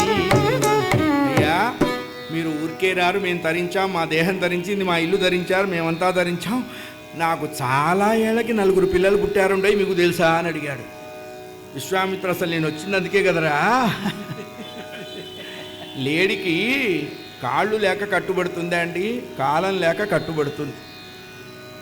దశరథ ఆడి తప్పని సూర్యవంశంలో జన్మించావు అన్నాడు. ఎందుకంటే ఇప్పుడు ఇస్తానని తర్వాత ఇవ్వనంటే మళ్ళా నీకే అబ్బాయి. కొంతమంది అట్లాగే వేసేస్తుంటారు ముందర కాళ్ళకి లింకులు. మీరేదడిగినా ఇస్తాను, నా ప్రాణం అడిగినా ఇస్తాను అన్నాడు. భేష్, బాగుంది. ఓ యజ్ఞం చేస్తున్నాను రా అబ్బాయి అన్నాడు. సంబారాలు పంపించమంటారా? అక్కర్లేదు.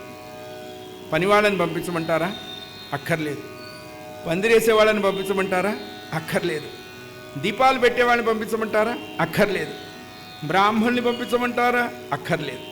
దక్షిణ పంపించమంటారా? అక్కర్లేదు. ఏమండి ఏమీ అక్కర్లేకుండా మరి మా ఇంటికి ఎందుకు వచ్చారు అంటే, మా దగ్గర లేనిది నీ దగ్గర మాత్రమే ఉన్న ఒక వస్తువుని నీ ద్వారా కోరుకోవటం కోసం నేను వచ్చాను అన్నాడు. అప్పటికైనా అర్థం అవ్వాలి కదా ముసలాయనకి. ఆహా, మీరు ఏదైనా అడిగితే ఇస్తానన్నాడు. రామచంద్రమూర్తి తండ్రి వెనకాల ఇలా 2 చేతులు కట్టుకొని తల వంచుకొని నించున్నట్టండి. అలా ఉండాలి పిల్లలు. కొడుకులు ఎలా ఉండాలి అంటే తండ్రి వెనకాలే నిలబడి మాట్లాడాలి. మాట్లాడటం కూడా కూడదుటండి. తండ్రి చూస్తే అప్పుడు మాట్లాడాలి. అది అందుకే వాళ్ళని పుత్రులు అన్నారు. మన బ్యాచ్ని కొడుకులు అన్నారు. పుత్రుడు కొడుకు ఏమన్నా తేడా ఉందా అన్నారు. ఇంత తేడా ఉంది. పుత్రుడంటే ఎవరు అన్నారు.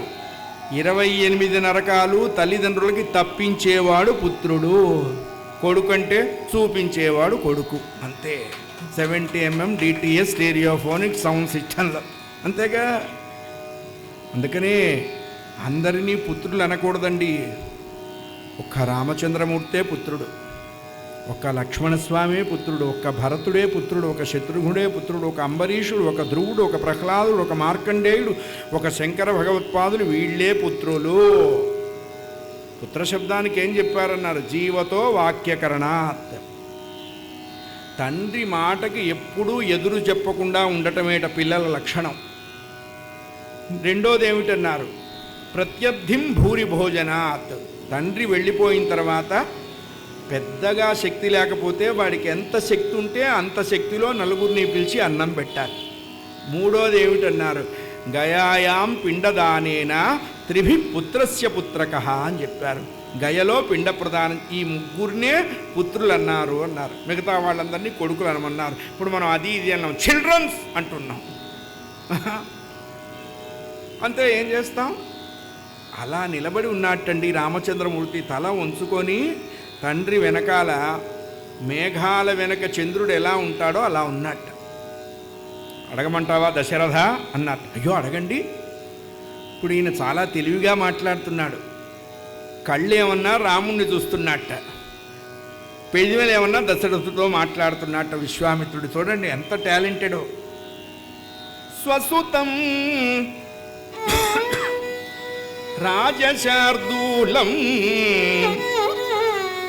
రామం సత్యపరాక్రమం కాకపక్షధరం స్వసుతం. నీ పుత్రుడు కావాలి అన్నాడు. ముసలాయనకి కాళ్ళ కింద భూమి కదిలింది. అమ్మో, పొరపాటుగా ప్రామిస్ చేశాను, నా ఇంటికే ఎసరు పెడతాననుకోలేదు. వెంటనే సుమంత్రుడిని అడిగాట, సుమంత్ర కాసిన మంచినీళ్ళు ఇస్తావా అని. కాసినేమిటి, కుండడిస్తా తాగండి అన్నారు. తాగి సంభాళించుకున్నాడు. మాకు నలుగురు కదా, ఎవరు కావాలంటున్నారు. రాజశార్దూలం. రాజశార్దూలం అంటే రాజులలో పెద్ద పులి వంటి వాడు కావాలి. అయ్యా, మా ఇంట్లో అన్ని శార్దూలాలే, మార్జాలాలు పుట్టలేదు. అమ్మ, వీడేమిట్రా నేను అడిగిన ప్రధానికి కౌంటర్ ఇస్తున్నాడు. రామం.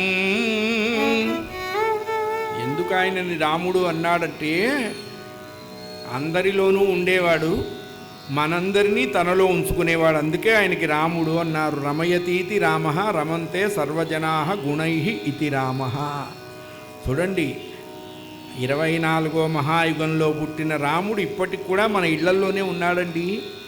శ్రీరామనవమి అంటే పెద్దగా చేయకపోయినా గుప్పెడు పెసరపప్పు నానేసి ఒక చిన్న పానకం పెట్టి దేవుడి ఫోటోకి దండం నైవేద్యం పెడతాం. ఎందుకంటే వాడు మన ఇంట్లో పిల్లాడు. వెనకట్లో 15 పైసలు ఉండేది పోస్ట్ కార్డు, దాని మీద శ్రీరామ అని రాసి ఉత్తరం రాసేవాళ్ళం మనం. చివరికి దొంగతనం చేసిన వాడిని బోన్లో నిల్చోబెట్టి న్యాయమూర్తి అడుగుతాడు, ఎరా దొంగతనం చేశావా అని. రామ రామ నేను ఎరగనండి. అక్కడ కూడా వాడు రాముని మాట్లాడుతున్నాడండి. అంటే మానవుడు ఎలా ఉండాలి అంటే రామచంద్రమూర్తిలాగానే ఉండాలి. ఏ ఇంట్లో మానవుడు రామచంద్రమూర్తిలాగా ఉంటారో ఆ ఇల్లే అయోధ్యానగరం అవుతుంది. రాముడితో మనకి ఎందుకు అంత ఇంటిమసీ ఉంది అంటే మన జీవితంలో కలిసిపోయినాడు ఆ మహానుభావుడు. జ్యేష్టం మే, ఆ నీ వెనక నిలబడి ఉన్నాడే మేఘాల మాటున చంద్రుడిలాగా, ఆ పిల్లవాడిని నా యజ్ఞానికి రక్షణగా పంపించు అన్నాడు.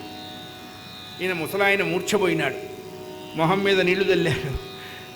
ఎందుకురా మూర్ఛపోయినావు, అసలు ప్రాణం పోవాల్సింది ఇంకా మూర్ఛపోయినా అంతే, మీరేమనుకోవద్దు, నా పిల్లాన్ని పంపించను అన్నాడు. ఎందుకు పంపించవు అని అడిగాడు. నా ప్రాణం ఇస్తానన్నాను కానీ ప్రాణానికంటే గొప్పవాడైన రాముణ్ణి ఇస్తానని చెప్పి నేను మీకు ప్రమాణం చేయలేదు. రాముడు ఉంటేనే శివం, రాముడు వెళ్ళిపోతే శవం, అంతే కదండి.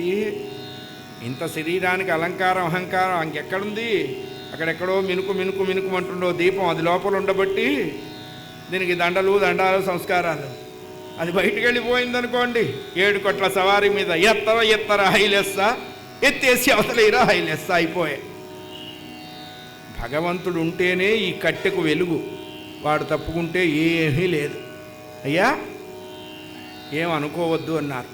ఒళ్ళు మండిపోయింది విశ్వామిత్రుడికి. అంతే కదా మరి, ముందర ఇస్తాను తర్వాత ఆ ఒక్కటి అడక్కంటే ఎట్లా? ఎరయింత నక్క వినయ మెలజూపిన ఊరెడా, ఎరయింత నక్క వినయ కోరిన దొసగెదనని వాకొనలేదా నా తోడ, ఎరయింత నక్క వినయ.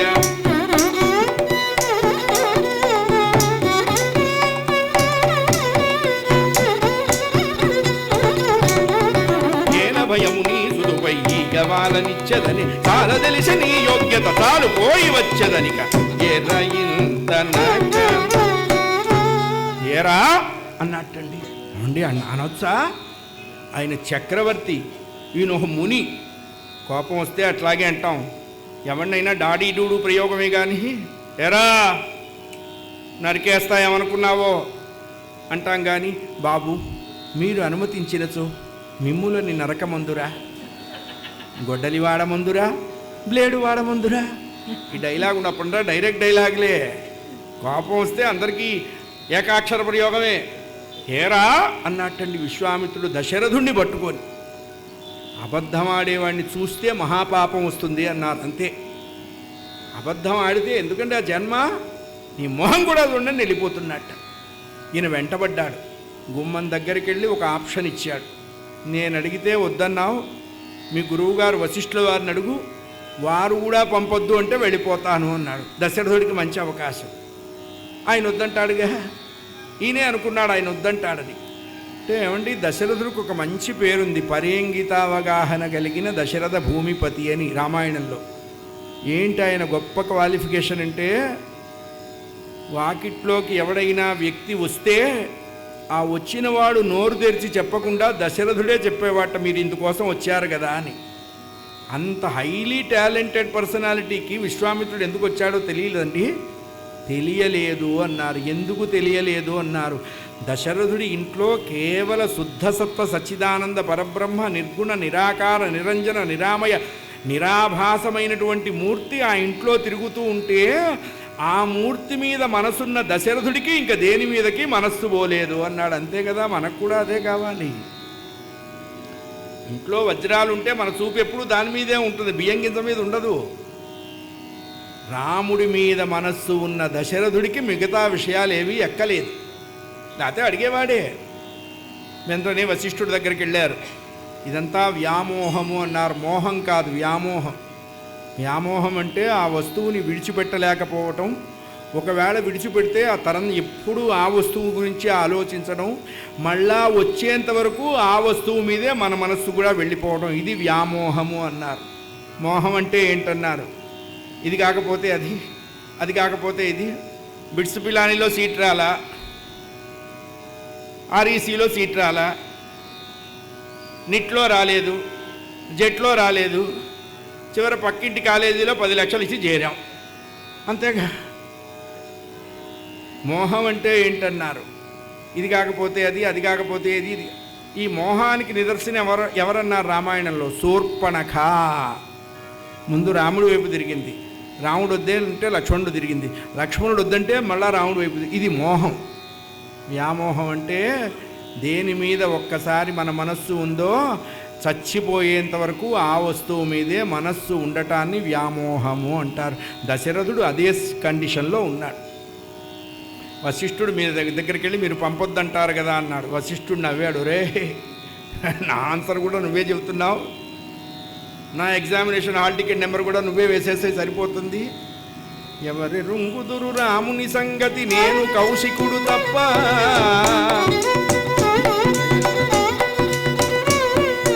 ఎవరి రుంగుదురు రాముని సంగతి నేను కౌశికుడు తప్ప, అవని విశ్వామిత్రుడొక్కడే సమర్థుడు కప్ప విప్ప.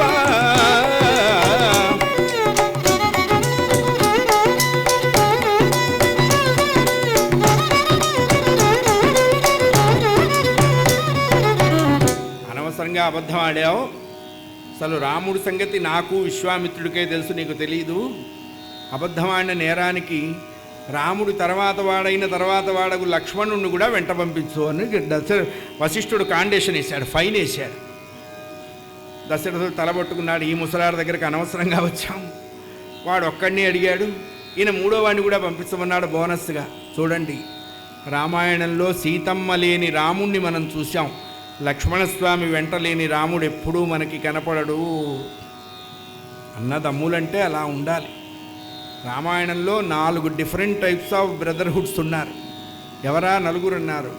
రామ భరత లక్ష్మణ శత్రుసూదనులు ఆనర్స్లో పాస్ అయిన వాళ్ళు, జటాయువు సంపాతి డిస్టింక్షన్లో పాస్ అయిన వారు, వాలి సుగ్రీవులు ఫస్ట్ క్లాస్లో పాస్ అయిన వాళ్ళు, రావణ కుంభకర్ణులు సెకండ్ క్లాస్లో పాస్ అయిన వాళ్ళు. ఈ 4 తరాలు అప్పుడు ఉన్నారు, ఇప్పుడు ఉంటారు, ఎప్పుడూ ఉంటారు. అన్నదమ్ములు ఎలా ఉండాలి అంటే రామ భరత లక్ష్మణ శత్రుసూదనులలాగానే ఉండాలి. ఒకవేళ ఏవో వస్తాయి చిన్న చిన్న ఇబ్బందులు, చిన్న చిన్న గొడవలు, చిన్న చిన్న తగాదాలు, ఎక్కడా రావు. ఈ దిక్కుమాలిన ఆస్తుల దగ్గరే చస్తాయి. 3 అడుగుల స్థలం తీసుకున్నాడని వాడు, 3 ఇత్తడి గిన్నెలు తీసుకున్నాడని వీడు. ఆ 3 అడుగులు వాడు వాడుకో చావడు, ఈ 3 ఇత్తడి గిన్నెలు నువ్వు తోముకు చావవు. ఎందుకు వచ్చిన గొడవ? పెద్ద విషయాల్లో రావండి, చిన్న చిన్న విషయాలే సిగ్గు తీస్తాయి అని శాస్త్రం. అప్పుడు ఎవరో వాళ్ళు సర్దుకుపోవాలి. సర్దుకుపోతే ఆ ఇల్లు ఎంత బాగుందమ్మా, రామలక్ష్మణులలాగా కలిసి ఉన్నారు ఆ ఇంట్లో వాళ్ళంతా అని లోకం అనుకుంటుంది. మనల్ని కన్నందుకు మన తల్లిదండ్రులు సార్థకత పొందుతారు. లేకపోతే ఇలా దుర్యోధనుడు పాండవులా తనకు చస్తున్నారు ఆ కొంపలో. అసలు ఈ పిల్లలే ఇంత ముదరష్టులైతే వీళ్ళని కన్న తల్లిదండ్రులు ఎంత ముదరష్టులో అంటారు. అది కూడా గుర్తుపెట్టుకోవాలి. పిల్లలు మంచివాళ్ళైనా తల్లిదండ్రులు అనుకుంటారు, పిల్లలు చెడ్డవాళ్ళనైనా తల్లిదండ్రులనే అనుకుంటారు. చెట్టుకి పండు పండితే పండు బాగున్నా ఆ చెట్టునే అనుకుంటారు, పండు కుళ్ళిపోతే ఈ దిక్కుమాల చెట్టు ఎప్పుడు ఇట్లా కుళ్ళిన పళ్ళే ఇస్తుంది అనుకుంటారు. అందుకని ఇక్కడే కొంచెం జాగ్రత్త పడాలి. ఇద్దరినీ తయారు చేసేశారు. వదలలేక ఆ పిల్లల్ని వదిలి ఒక మాట చెప్పాడండి దశరథుడు. నాయనా, ఎప్పటి వరకు మీరేనాడు బయటికి వెళ్ళి ఎరగర్రా, సరాసరి అరణ్యాల్లోకి తీసుకెడుతున్నాడు ఆయన. తిండి వేళకుండదు, నిద్ర వేళకుండదు, ఎలాగూ ఉండదు. ఇక్కడ దొరికేటువంటి సౌఖ్యం అక్కడ దొరకదు, జాగ్రత్త. ఏమండి, వాళ్ళు సూర్యవంశపు రాజకుమారులు కదా, ప్రోటోకాల్ అంతా ఇస్తే కాదంటారా? అవి కుదరదు. ఎవరితో ఎక్కడికి ఎలా వెళ్ళినప్పుడు ఎలా ఉండాలో రాముణ్ణి చూసి మనం నేర్చుకోవాలి. అది రాముణ్ణి చూసి మనం నేర్చుకోవాలి. వెళ్ళండి నాయనా అన్నారు. అలా పిల్లల్ని తీసుకొని ఒక వనంలోకి వెళ్ళి ఆ వనంలో ఆ రాత్రి చక్కగా వాళ్ళు నిద్రపోయే ముందు వాళ్ళకి బల అతిబల అనే విద్యలను ఉపదేశం చేశారు. పిల్లలకి మంచి కందమూలాలు ఇచ్చారు. పచ్చిగడ్డికేసి పడుకోబెట్టారండి. హంసతూలికా తల్పం మీద పడుకునేవాళ్ళు పచ్చిగడ్డి మీద పడుకున్నారు. అందుకే ఆకలి రుచి ఎరగదు, నిద్ర సుఖమెరగదు అన్నారు. నిద్రపోయినారు. తెల్లవారింది, సూర్యుడు వస్తున్నాడు. ఈ పిల్లలు లేవలేదు. విశ్వామిత్రుడు చాలా పిలిచాడు, లేవల.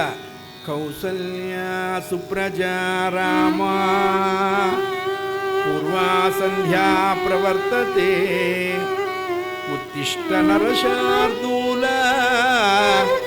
కర్తవ్యం దైవమాన్హికం. కౌసల్య ముద్దుల కొడుకా అని పిలిచాటండి. అంటే ఆయన ఎందుకు పడుకున్నాడో అన్నారు. వాళ్ళ అమ్మ పేరుతో పిలవాల ఈయన. మా అమ్మ పేరుతో పిలిస్తే లేదాలే. అందుకనే నిద్రపోయేవాడిని లేపచ్చు, నిద్ర నటించేవాళ్ళని లేపలేము. అసలు భగవంతుడు ఎప్పుడూ నిద్రపోడుండో అది తెలుసుకోవాలి ముందర. ఆయన ఎప్పుడూ యోగ నిద్రలో ఉంటాడు. ఆయన ఒక్కసారే నిద్రపోతాట. ఎప్పుడు పోతాడు అన్నారు. ఆయన వల్ల పుట్టిన ఈ ప్రపంచం ఇక లేవదు అని కన్ఫర్మ్ చేసుకొని సీలేసి అప్పుడు పడుకుంటాట. అందుకనే భగవంతుడు పోయేదాన్ని యోగ నిద్ర అన్నారు, మనుషులు పోయేదాన్ని మరణము అన్నారు. మనం నిద్రపోయి లేచామంటే చచ్చి బతికినట్టే. ఆ నిద్రపోయి ఆ మొహంతో అలా వచ్చామనుకోండి బయటికి, అంతకుముందు నిద్రలేచి మొహం గడుక్కున్న వాళ్ళు ఏమంటారు, నాయన మొహం గడుక్కో, చూడలేక చస్తున్నాం. నిద్రలోంచి బయటకు వచ్చామంటే మరణంలోంచి బయటకు వచ్చినట్టే. వెంటనే లేచారు, అనుష్ఠానం చేసుకున్నారు. బయలుదేరుతూ ఉంటే పదఘట్టనమునకు బెదరి జంతులు బార బెనుహుంకృతికి దశల్విటదేరా. పిల్లల్ని విశ్వామిత్రుడు అరణ్యంలోకి తీసుకెళ్ళి అక్కడ చూపించవలసినవన్నీ చూపించాడు. సరయూ తమసా సంగమం చూపించారు, మానస సరోవరం పుట్టడం చూపించారు, సరయూ నది గంగానదిలో కలవటం చూపించారు, మన్మధుడి శరీరం బూడిదైపడ్డ ప్రదేశాన్ని చూపించారు, ఇంద్రుడి శరీరానికి వచ్చిన బ్రహ్మహత్యా పాతకానికి ఏర్పడ్డ 2 దేశాలని చూపించాడు. అసలు బాలకాండలో హీరో ఎవరన్నారు? విశ్వామిత్రుడే హీరో. 16వ సర్గలో వస్తాడు, 77 సర్గల వరకు ఉన్నాడు. ఎందుకున్నాడు అన్నారు. రామచంద్రమూర్తి పురుషోత్తముడు, సీతమ్మ చిచ్చక్తి స్వరూపిణి. పురుషోత్తముడితో చిచ్చక్తిని కలపడానికి వచ్చాడు విశ్వామిత్రుడు. కలిపాడు, వెళ్ళిపోయినాడు. ఇక మళ్ళా ఎక్కడా కనపడు. ఒక రాక్షసి వస్తున్నదిటండి. ఎవరా రాక్షసి అన్నారు. తాటకి, మారీచ సుబాహులకు తల్లి, సుకేతుడు అనే యక్షుడి కూతురు, సునందుడు అనే యక్షుడి భార్య. అగస్త్య మహర్షి శాపం చేత రాక్షసిగా ఉంటున్నది. అది వస్తూ మొట్టమొదట ఈ ముగ్గురిని చూసిందిటండి. మనందరికంటే అదృష్టవంతురాలు. ఎందుకు అని అడగచ్చు. రాముణ్ణి చూసిన తర్వాత మళ్ళా ఎవరిని చూడలేదది. అది దాని అదృష్టం. అది రాక్షసిగా దాని సింటమ్స్, దాని లెక్కలు వేరే ఉంటాయి.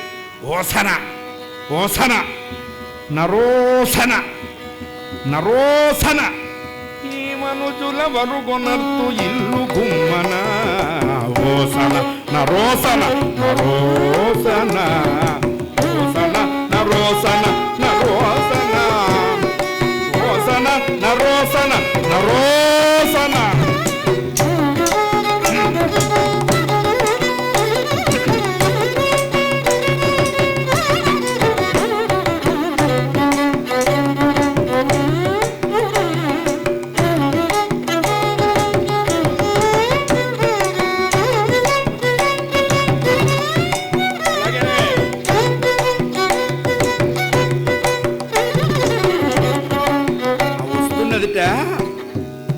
ఈ ముగ్గురిని చూసింది.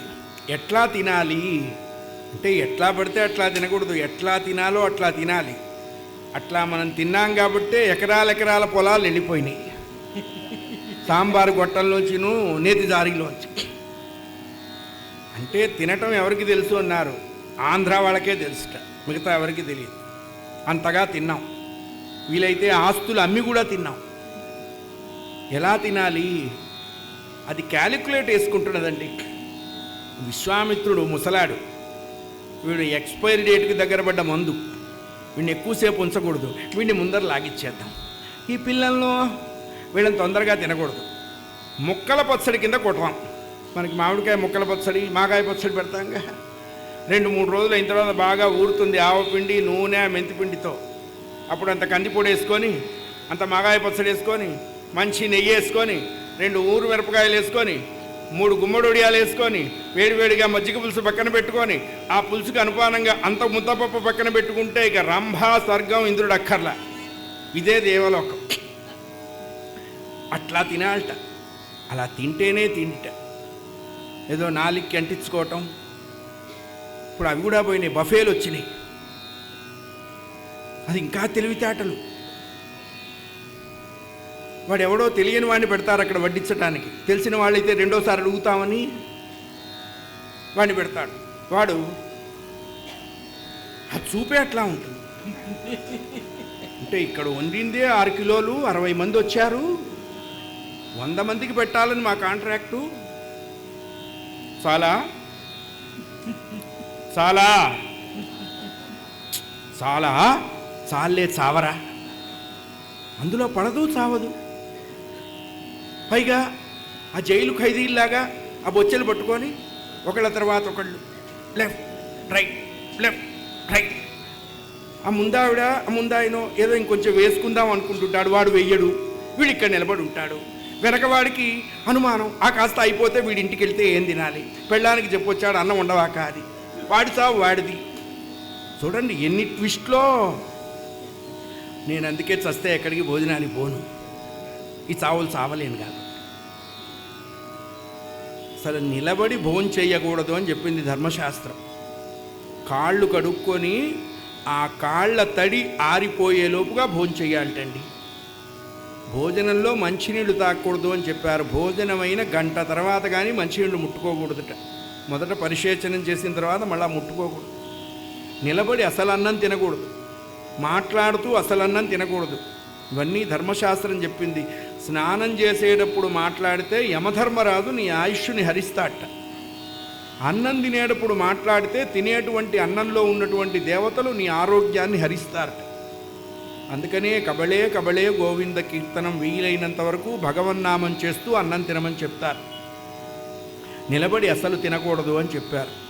ఇట్లా చేస్తుంటాం కాబట్టే మనకింత అల్పాయుర్దాయం వచ్చేస్తున్నది, అంతే కదా. పాటిస్తే వస్తాం, పాటించాం కాబట్టి తప్పదు. ఇది ఏమనుకున్నది, ఈ పిల్లలిద్దరినీ ముక్కల పచ్చడి కింద కొట్టాలి. ఈ పచ్చడి ఎప్పుడు తినాలి, ఎప్పుడు పడితే అప్పుడు తినకూడదు. ఎప్పుడు తినాలి మరి? అన్నంలో తినాలా? బాగుండదు. ఇడ్లీలో ఏబే బాగుండదు. దోశల్లో ఏబే కాంబినేషన్, దరిద్రపు కాంబినేషన్. మరి ఎప్పుడు తింటావే తాటకి? కళ్ళు ద్రావునప్పుడు కూరగాయ పాళము. ఈ కళ్ళు తాగే వాళ్ళంతా అంటే మీరు అడుగుతారు, మీరు కూడా అన్నారు అంటే నాకు ఆ ప్రాక్టికల్స్ ఏమీ తెలీదు, అనవసరంగా లాగవాకండి, ఏదో కాస్త చెడ్డ పేరు, మంచి పేరు లేకపోయినా చెడ్డ పేరు లేదు. ఈ కళ్ళు తాగే వాళ్ళంతా బాదం ఆకులోనో ఏదో ఆకులో టచింగ్ కోసం అంత పచ్చడి పెట్టుకుంటారట. ఆ కళ్ళు తాగుతూ మధ్య మధ్యలో అంత నాలుగుకి రాసుకుంటారట. అది వాళ్ళకి రంభా సదృశ్యం. మనం ఎందుకు అనాలి? మనకి కాఫీ అంతా, వాళ్ళ కళ్ళు అంతా. ఏదైనా వ్యసనం వ్యసనమే. ఇది బంగారపు కత్తి, అది మామూలు కత్తి. ఏ కత్తితో పొడిచినా రక్తం వస్తుంది, ప్రాణములు పోవును. కళ్ళు తాగేటప్పుడు అంటే వాల్మీకి గారి కాలంలో కళ్ళు ఉందో లేదో మనకు తెలియదు. నారాయణదాస్ గారి కాలంలో కళ్ళు ఉందిగా. కవి కరెంట్ అఫైర్స్ని కూడా టచ్ చెయ్యాలి, అది కవి గొప్పతనం. నారాయణదాస్ గారు చెప్తారు, కళ్ళు ద్రావునప్పుడు కూరగాయ పాళము కొల్లగా నంచుకొనేద కొంతకాలము.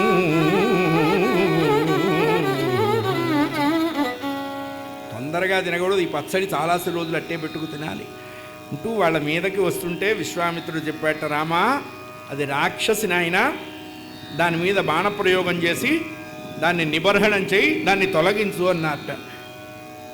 బాణం ఎక్కువ పెట్టాడు, ఆగిపోయినాడు. ఏమిటి రామా? ఏం లేదు గురువుగారు, ఇదే నేను ఫస్ట్ ఓపెనింగు. ఆడవాళ్ళని కొట్టడమా? రేపు మహిళా సంఘాలు బయలుదేరుతాయి.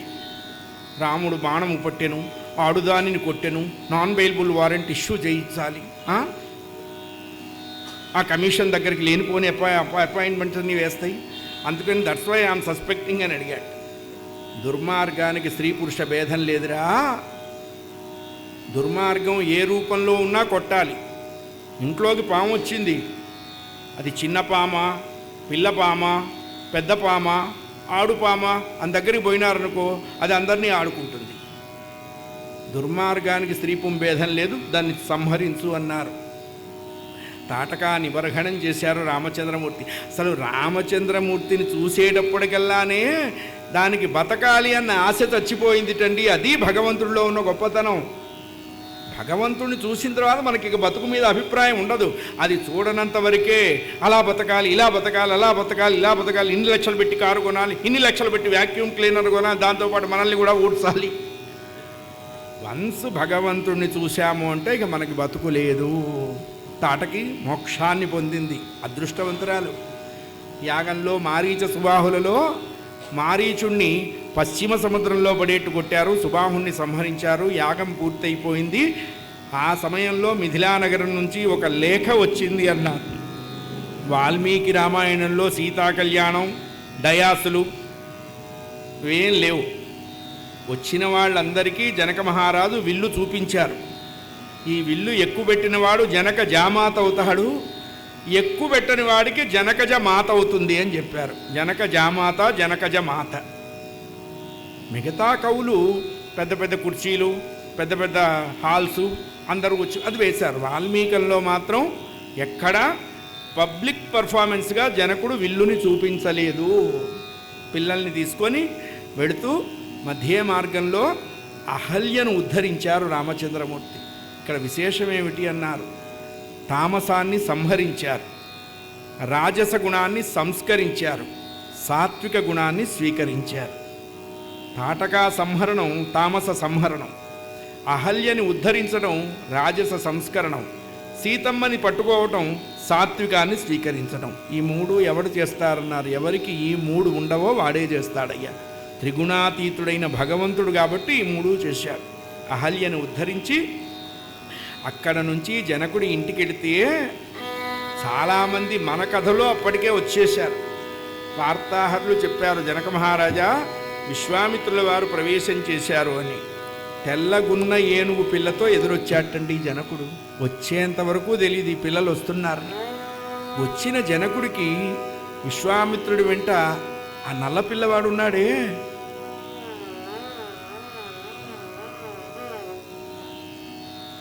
అలా చూస్తున్నట్ట. మాట లేదు. కొద్దిసేపు అయిన తర్వాత విశ్వామిత్రుని చూడు మాయితని చూపుగా సఫలమగు మాయితని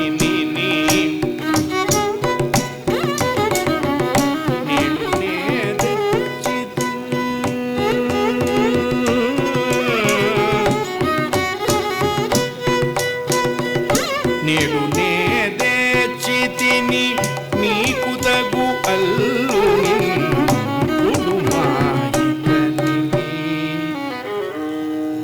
తర్వాత చూద్దువు గానిరా జనక, ఆ పిల్లాన్ని చూడు అంటున్నట్ట విశ్వామిత్రుడు. అసలు చూడటానికి రెండు కళ్ళు చాలటలేదు గురువుగారు. ఇంత సౌందర్య విరాజిత నవమన్మథ కోమల మంజుల మధుర మనోజ్ఞ శ్యామలుడు ఈ పిల్లవాడు ఎవరి పిల్లవాడు అని అడిగాటండి. ఎలా ఉన్నారు ఆయన అంటే 96 అంగుళాల పొడుగున్నారట రామచంద్రమూర్తి. 96 అంగుళాలు అంటే సాముద్రిక శాస్త్రంలో సుమారు 8 అడుగులు రామచంద్రమూర్తి పొడుగు. 8 అడుగుల పొడుగుటండి. ఎలా ఉన్నారు? సింహం నడుము వంటి నడుము, శంఖము వంటి కంఠము, సంపెంగ కాడ వంటి నాసిక, నల్లని తామర రేకుల వంటి కన్నులు, విశాలమైన పాలభాగం, ఉత్కృష్టమైనటువంటి భుజములు, మోకాళ్ళు దాటి చేతులు కిందకి వేళ్లాడుతూ ఉంటాయిటండి. ఆజానుబాహుత్వము అంటే. ఆయన నిలబడితే ఈ రెండు చేతులు మోకాళ్ళు దాటి ఉంటాయిట.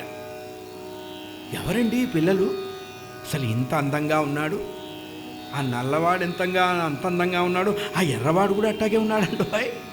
అబ్బా, ఎక్కడి నుంచి పట్టుకొచ్చారు వీళ్ళు, ఎవరు అన్నారు. దశరథ రాజనందనులు.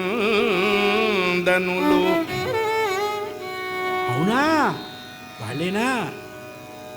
ఈ పిల్లల కోసం ఆయన యజ్ఞం కోసం భూమిని దున్నుతున్నప్పుడు నేను వెళ్ళానండి అన్నాడు జనకుడు. అప్పుడు ఆయన వచ్చాడు, దశరథుడు యజ్ఞం చేస్తున్నప్పుడు. దశరథ రాజనందనులు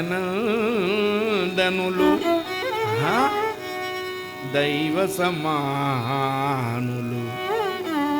విశ్వామిత్రుడు చెప్తున్నాడు ఆ పిల్లల గొప్పతనం. విశ్వామిత్రుడు ఎటువంటి వాడు అంటే సృష్టికి ప్రతిసృష్టి చేసినటువంటి వాడు. రామలక్ష్మణులు ఎలాంటి వారో తెలుసా? నిశిత శరాన తాటకిని నిల్గగజేసి మఖంబుగాచి శశిముఖి ఎవరు? అహల్యకును శాపము బాపగజేసి నీ కడల్ పశుపతి కార్ముకంబు కనవచ్చిరి రాజకుల అవతంసమా. రాజా రామచంద్ర భగవానికి చాలా సంతోషం అండి. నిజంగా ఇవాళ నేను కూడా అదృష్టవంతుణ్ణి. అందరూ నన్ను విదేహుడు విదేహుడు విదేహుడు అంటారు, నాకు దేహభ్రాంతి లేదంటారు. కానీ ఈ పిల్లాన్ని చూసేటప్పటికల్లా భ్రాంతి వచ్చిందండు అన్నాడు. ఎందుకు వచ్చిందయ్యా అన్నాడు. అబ్బా, ఈ దేహం ఉండబట్టి కదా ఇంత పిల్లవాడిని చూశాను అని దీని మీద కాస్త ఇప్పుడు నాకు మోజు కలిగింది అన్నాడు. వాళ్ళ వెంట ఒక మంచి అంతఃపురానికి తీసుకెళ్ళి అక్కడ ఇచ్చారు విడిది. విశ్వామిత్రుడు అన్నాడు, రామయ్య కొత్త చోటుకు వచ్చాం, మరీ ఎక్కువ దూరం వెళ్లకుండా దగ్గరగా చూడాల్సినవి ఏమైనా ఉంటే చూసిరా. మనకి సైట్ సీయింగ్ ప్రోగ్రాం ఆ రోజుల్లోనూ ఉంది, మనం ఇప్పుడు క్రియేట్ చేయలే. లక్ష్మణస్వామితో రామచంద్రమూర్తి వనంలోకి వెడితే అదే సమయంలో సీతమ్మ వారు ఇంకా సూర్యాస్తమానం కాల. రేపటి రోజు అమ్మవారిని పూజించడానికి కావలసినటువంటి పూల కోసం ఆవిడ బంగారు బుట్ట పట్టుకొని ఆ తోటలోకి వస్తారండి. సీత కోసం రాముడు రాకపోతే ఎట్లా? రాముడి కోసం సీత రాకపోతే ఎట్లా? మన కోసం అప్పులు వాడు రాకపోతే ఎట్లా? మందే వాడది వాడది. అయ్యా, ఇప్పుడు ఈ మధ్య అప్పులు ఇచ్చిన వాళ్ళు వస్తే రాత్రి 1 గంటకైనా వస్తున్నారు, లేకపోతే తెల్లారుతాం 4 వస్తున్నారు. వీడు చచ్చినట్టు కొంపలో ఉంటాడు కదా అని. అలా వస్తూ ఉంటే రామచంద్రమూర్తి ఇలా వెళ్ళారట. వెడితే ఏకకాలంలో ఈవిడే ఆయన్ని చూసింది. ఈవిడ ఎలా చూసింది అన్నారు? తల ఎత్తి చూసింది. ఆయన ఎలా చూశారు అన్నారు? తల దించి చూశారు. అంటే భగవంతుణ్ణి మనం చూడాలి అంటే తల ఎత్తాలి, భగవంతుడు మనల్ని చూడాలి అంటే తల దించాలి. సీతను రాముడు, రాముణ్ణి సీత. అమ్మాయికి సిగ్గొచ్చేసింది, ఏంటి పిల్లాన్ని ఇట్లా చూస్తున్నాను, ఏమన్నా అనుకోడా? అనుకుంటే ఎంత ప్రమాదం అని ఆ దేవుడి కోసం కోసిన పూలు ఉన్నాయిగా బుట్టలో, ఆ పూలల్లో 2 పూలు తీసి ఆ పాదాల మీద వేసి ఆ పూలు తీసి తల్లో పెట్టుకొని లేడి పిల్లలాగా ఎగిరిపోయిందిటండి. రాముడికి ఇదేం అర్థం కాల. వెనకాలన్నాడు లక్ష్మణస్వామి. రే లక్ష్మణ, లక్ష్మణ ఇలా రా. ఆ పిల్లాడు గబగబా వచ్చాడు. ఏంటన్నయ్యా, ఇలా ఓ మెరుపు మెరిసిందిరా, నువ్వు చూసావా అన్నాడు. అన్నయ్య, ఈ ఊరు నీళ్లు నీకు పడలేదు, వచ్చినప్పటి నుంచి కొంచెం ఏదో తేడా మాట్లాడుతున్నావు. మెరుపులు ఉరుములు లేవని వాతావరణ శాఖ చెప్పింది, ఆకాశం నిర్మలంగా ఉంటుంది, వీలైతే ఒడియాలు కూడా పెట్టుకోవచ్చు అని చెప్పింది. మెరుపులు ఉరువులంట. లేదురా, మెరిసింది నేను చూశాను అన్నాడు. చూడండి, ఇక్కడ రామచంద్రమూర్తి అబద్ధం ఆడలేదు, లక్ష్మణస్వామి అబద్ధం ఆడలేదు. మెరుపు రాముడు చూశాడు, ఆ మెరుపును లక్ష్మణుడు చూడలా. ఈయన వర్షన్ ఇది కరెక్టే కదా, ఆయన వర్షన్ అది కరెక్టే. అదే సమయంలో విశ్వామిత్రుడు వచ్చాట.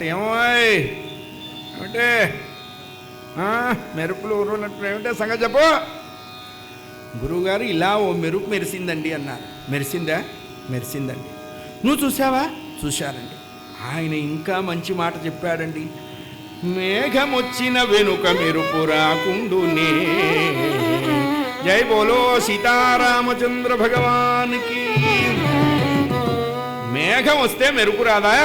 ఏమాయ్, మేఘం ఎక్కడ గురువుగారు? నీలమేఘశ్యాముడు నువ్వు, మెరుపు తీగ అమ్మాయి. నీ వుడ్ బి నోయ్, రేపు కాబోయే would be. Won't have a very simple and small sleep. You can make everything tomorrow. Don't worry, be happy అన్నాడు విశ్వామి. ఓ మంచి నిద్రపో, నిద్రలో కల వస్తుంది, కలలో ఆ పిల్ల వస్తుంది, రేపు పొద్దున ఆ పిల్లకి నీకు పెళ్ళి అవుతుంది. అట్లా చెప్తారండి వాళ్ళు, బ్రహ్మవేత్తలు. మనము అనుకుంటుంటాం, తిట్టిపోస్తుంటాం. అభిషేక్ బచ్చన్ వచ్చాడు నన్ను చూడటానికి. తలుపు తీయంగానే ఐరన్ లెగ్ శాస్త్రి కనపడ్డాడు. వాడు 2, 3, 4, 5 సార్లు వింటాడు. వాడికి మండుతుందిగా, ఎంత చవటైనా. ప్రతిసారి నువ్వు చవటంటే వాడు ఊరుకుంటాడా? వాడికి 5వ సారి అంటాడు, నన్ను చూడటానికి ఐశ్వర్యారాయ్ వచ్చింది, తలుపు తీయగానే కల్పనారాయ్ కనపడ్డది. అంతే కదా, ఆ ఎక్కానికి ఆ ఎక్కం ఒకటే. ఎవరికి ఎవరు తక్కువ కాదు, ఎవరికి ఎవరు ఎక్కువ కాదు. ఇదంతా లింక్ డాక్యుమెంటు. భార్యాభర్తలు కానీ, కడుపును పుట్టిన పిల్లలు కానీ, అంతా లింక్ డాక్యుమెంటు. ఆ భర్తని పొందడానికి ఆ భార్య ఎంత చేయాలో అంతా చేసింది, ఆ భార్యను పొందడానికి ఆ భర్త ఎంత చేయాలో అంతా చేశాడు, వీళ్ళిద్దరి కడుపున పుట్టడానికి ఎంత చేయాలో వాళ్ళు అంతా చేశారు. అందుకే ఎప్పుడు తిట్టుకోకూడదు. అందులో ఉన్నదే మనం అనుభవిస్తాం, లేనిదేది లేదు. కాకపోతే అనుభవించేటప్పుడు కాస్త మంచిగా, ఎంత చండాలపైన వస్తువైనా దాన్ని మంచి చేసుకుంటాం, దాన్ని బాగు చేసుకుంటాం. అంతేగాని కాపురాలు కూల్చుకోకూడదు. అదే రామాయణం మనకి చెప్పింది. సరే, తెల్లవారింది. చక్కగా విశ్వామిత్రుడు రామలక్ష్మణ సమేతుడై, మన భాషలో చెప్పుకుందాం, సభకి వెళ్ళారు. సభలో చాలామంది ఉన్నారు. 12,000 మంది భటులు 10 చక్రాల బండి మీద ఏదో దాన్ని తోసుకొచ్చారు.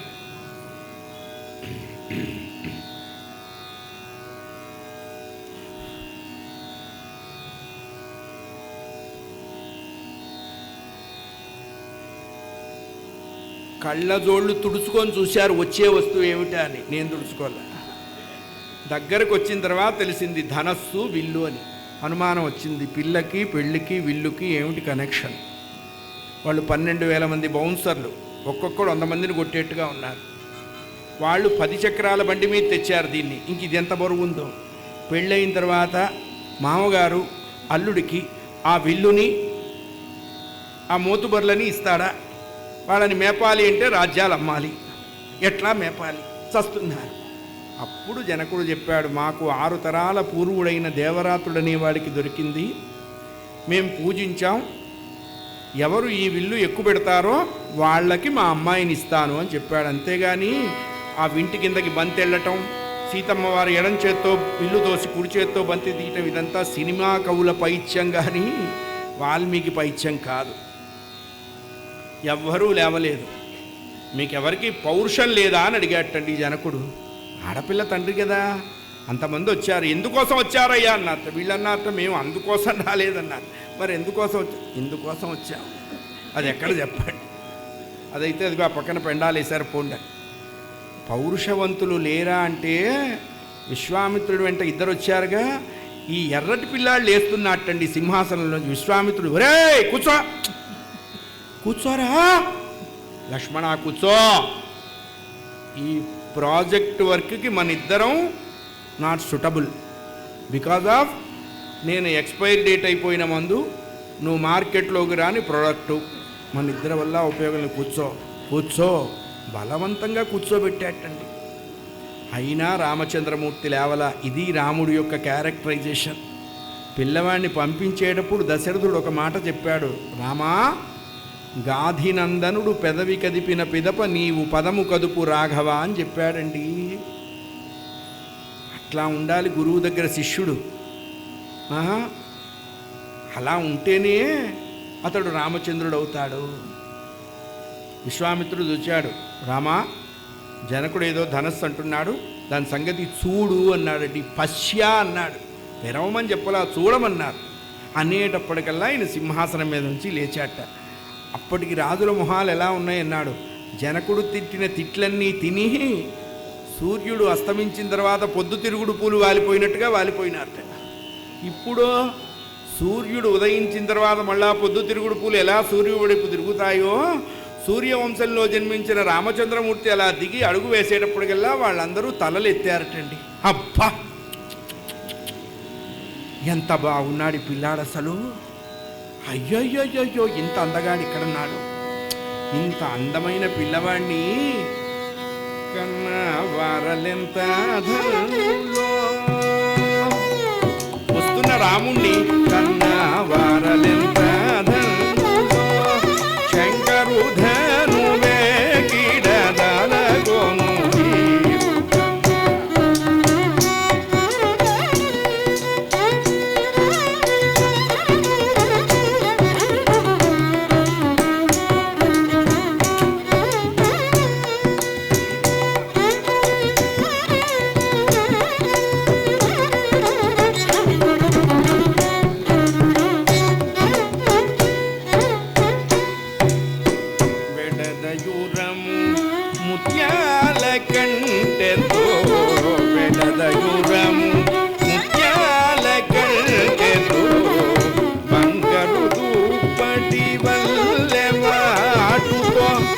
ఎడమకాలి పిండే ఎరముతో అరుగుదెల్తూ పుల్లా భోజకు కన్నా వారలెంత కన్నులో కన్ను. ఈ పిల్లవాడిని కన్నవారెంత ధన్యులో అనుకున్నారట వాళ్ళు. ఆ సభలో రాముణ్ణి కన్నవారెంత ధన్యులో అన్నారు. ఆయన వస్తూ ఉంటే సీతమ్మ వారు మాల పట్టుకొని అలా నిలబడ్డదట. ఈ పిల్లాడినేగా నిన్న చూశాను. ఈ పిల్లవాడు తలెత్తి చూశాట. ఆవిడ కొంచెం సిగ్గుతో తలం చేసుకుంది. ఈ పిల్లవాడు మెల్లగా అడుగులు అడుగేసుకుంటూ వెడుతున్నట్ట. ఆ అమ్మాయికి కొంచెం అనుమానం వచ్చింది. ఇదేంటి ఈ పిల్లాడు ఇక్కడ దాకా చాలా ర్యాష్గా వచ్చి ఇక్కడో అడుగులో అడుగు వేసి పెడుతున్నాడు, తీరా అక్కడికి వెళ్ళి అసలు వద్దంటాడేమో, ధనస్సు ఎక్కువ పెట్టనంటాడేమో, చేతిలోకి తీసుకోనంటాడేమో అని ఆ అమ్మాయికి భయం వేసింది. వెంటనే అమ్మవారిని ప్రార్థించిందట. అమ్మ జగజ్జనని రాజరాజేశ్వరి త్రిపుర సుందరి మహాదేవి, ఈ వెళుతున్న పిల్లవాడు కొంచెం తొందరగా వెళ్ళేట్టు చూడమ్మా, ఆ పిల్లవాడు విల్లు ఎక్కువ పెట్టేట్టుగా చూడమ్మా, నా మెళ్ళో పుస్తెల్తాడు కట్టేట్టుగా చూడవమ్మోయ్ అందిట. ఆవిడందిట, నాకేంటి అని అడిగింది. అమ్మ నాయను, అందుకే ఆడబడుచులతో చాలా ప్రమాదం. అత్తగారింట్లో ఏమీ లేకపోతే పుట్టింట్లోంచి మూటలు మూటలు మోసుకెడతారట. పుట్టింట్లో ఏం లేకపోయినా అత్తగారింట్లోంచి మూటలు మూటలు తెస్తారు. ఆడపడుచులతో ఎప్పుడైనా కష్టమే. నాకేంటి అన్నదిట అమ్మవారు. మరి ఆయన చెల్లెలేగా ఆవిడ. వెంటనే సీతమ్మవారు అందుట, తల్లి ఈ పిల్లవాడు విల్లు ఎక్కుబెట్టి నన్ను పెళ్లి చేసుకుంటే 14 సంవత్సరాలు అరణ్యంలో బ్రహ్మచర్యంతో నిన్ను పూజిస్తానమ్మా, అంతకంటే నేనేమీ ఇచ్చుకోలేను అంది. హరనమ పార్వతీపదయే హర హర మహాదేవ్. కోరుకోందే ఎవ్వరికీ ఏమీ రావు, కోరుకొని మనం మర్చిపోతాం. మెచ్యూర్ అవగానే మీ డబ్బు మెచ్యూర్ అయిందని మెసేజ్ వస్తుంది. అందుకే 14 ఏళ్ళు సీతమ్మ వారికి కూడా వనవాసం వచ్చింది. ఆ అమ్మాయి ఆ మాట అంటానికి ఈయన మెల్లగా నడుస్తున్నట్ట అయింది. ఆవిడ చెప్పింది, అన్నయ్య ఆడబడుచు కట్నం వచ్చేసిందిరా, నువ్వు కాస్త మా ఇంటి ఆయన ఆ విల్లు సంగతి చూడు.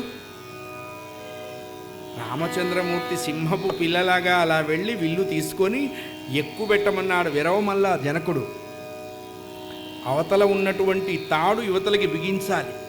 ఆ తాడు లాగుతూ ఉంటే అందరు ఇలా చూస్తున్నట్ట. అంతే, చూడటమే వీళ్ళకి తెలుసు. పెళ్ళు మన విల్లు గంటలు గల్లు మనే మనే రుపులకు చల్లు మనియ జానకి దేగము. విల్లు పెళ్ళుమన్నది, గంటలు గల్లుమన్నాయి, రాజుల గుండె గుబిల్లు ఉన్నది, సీతమ్మ ఒళ్ళు జల్లుమన్నది. అందరూ మూర్ఛపోయినారు. మేలుకున్నవారు ఎవరో అన్నారు, మెయిన్ క్యాండిడేట్లే మేలుకున్నారు. ఇందుకోసం వచ్చిన వాళ్ళంతా పడుకున్నారు. ఇంతకీ ఎవరు మేలుకున్నారు? రామచంద్రమూర్తి, లక్ష్మణస్వామి, విశ్వామిత్రుడు, సీతమ్మ తల్లి, జనక మహారాజు, అహల్య గౌతముల కుమారుడైనటువంటి శతానంద మహర్షుల వారు. గౌతము వాళ్ళ పురోహితుడు. కొద్దిసేపు అయింది, ప్రళయం తగ్గింది, అందరూ లేచారు, బతుకున్నాం అనుకున్నారు. అబ్బా పిల్లాడు మంచి పనే చేశాడు అనుకొని సభ మీద చూశారు. ఇప్పుడు వ్యక్తి మారి ఉన్నాడు. ముందర వెళ్ళిన పిల్లాడు వచ్చి సీట్లో కూర్చున్నాడు. వెనకొచ్చాడే ఎర్ర పిల్లాడు, వాడు 2 ముక్కలు ఎత్తి అందరికీ చూపిస్తున్నట్ట. మా అన్నయ్య విల్లు ఎక్కువ పెడితే విరిచింది, ఇదిగో ఇదొక పీసు ఇదొక పీసు అని. సీతమ్మ వారు గబగబ గబగబ దిగి వచ్చి రామచంద్రమూర్తి మెళ్ళో మాల వేయబోయిందిటంటే ఆయన ఇలా నిలబడి ఉన్నట్ట. ఇలా నిలబడి ఉన్నాడు. తల వంచితే కదా వేస్తుంది, ఈయన తల వంచట్ల. ఏమన్నా అంటే తగ్గేదేలే అంటున్నాడు. ఆవిడకి ఏం చేయాలో అర్థం కాల. పక్కన విశ్వామిత్రుడు ఉన్నాడు. గురువుగారు ఏమ్మా ఏమైందే? మాల వేయించుకోవట్లేదండి మీ శిష్యుడు. ఎందుకు వేయించుకోవట్లేదే అమ్మా? తల వంచితే కదండి నీ మాల వేసేది. తల వంచలేదా? మై హూనా బేటీ చింతా మత్కరో అని. ఒరే నాయనా రామయ్య అన్నట్ట విశ్వామిత్రుడు. ఏం గురువుగారు ఇప్పుడు వచ్చాడా? వేసాయి వేసాయి.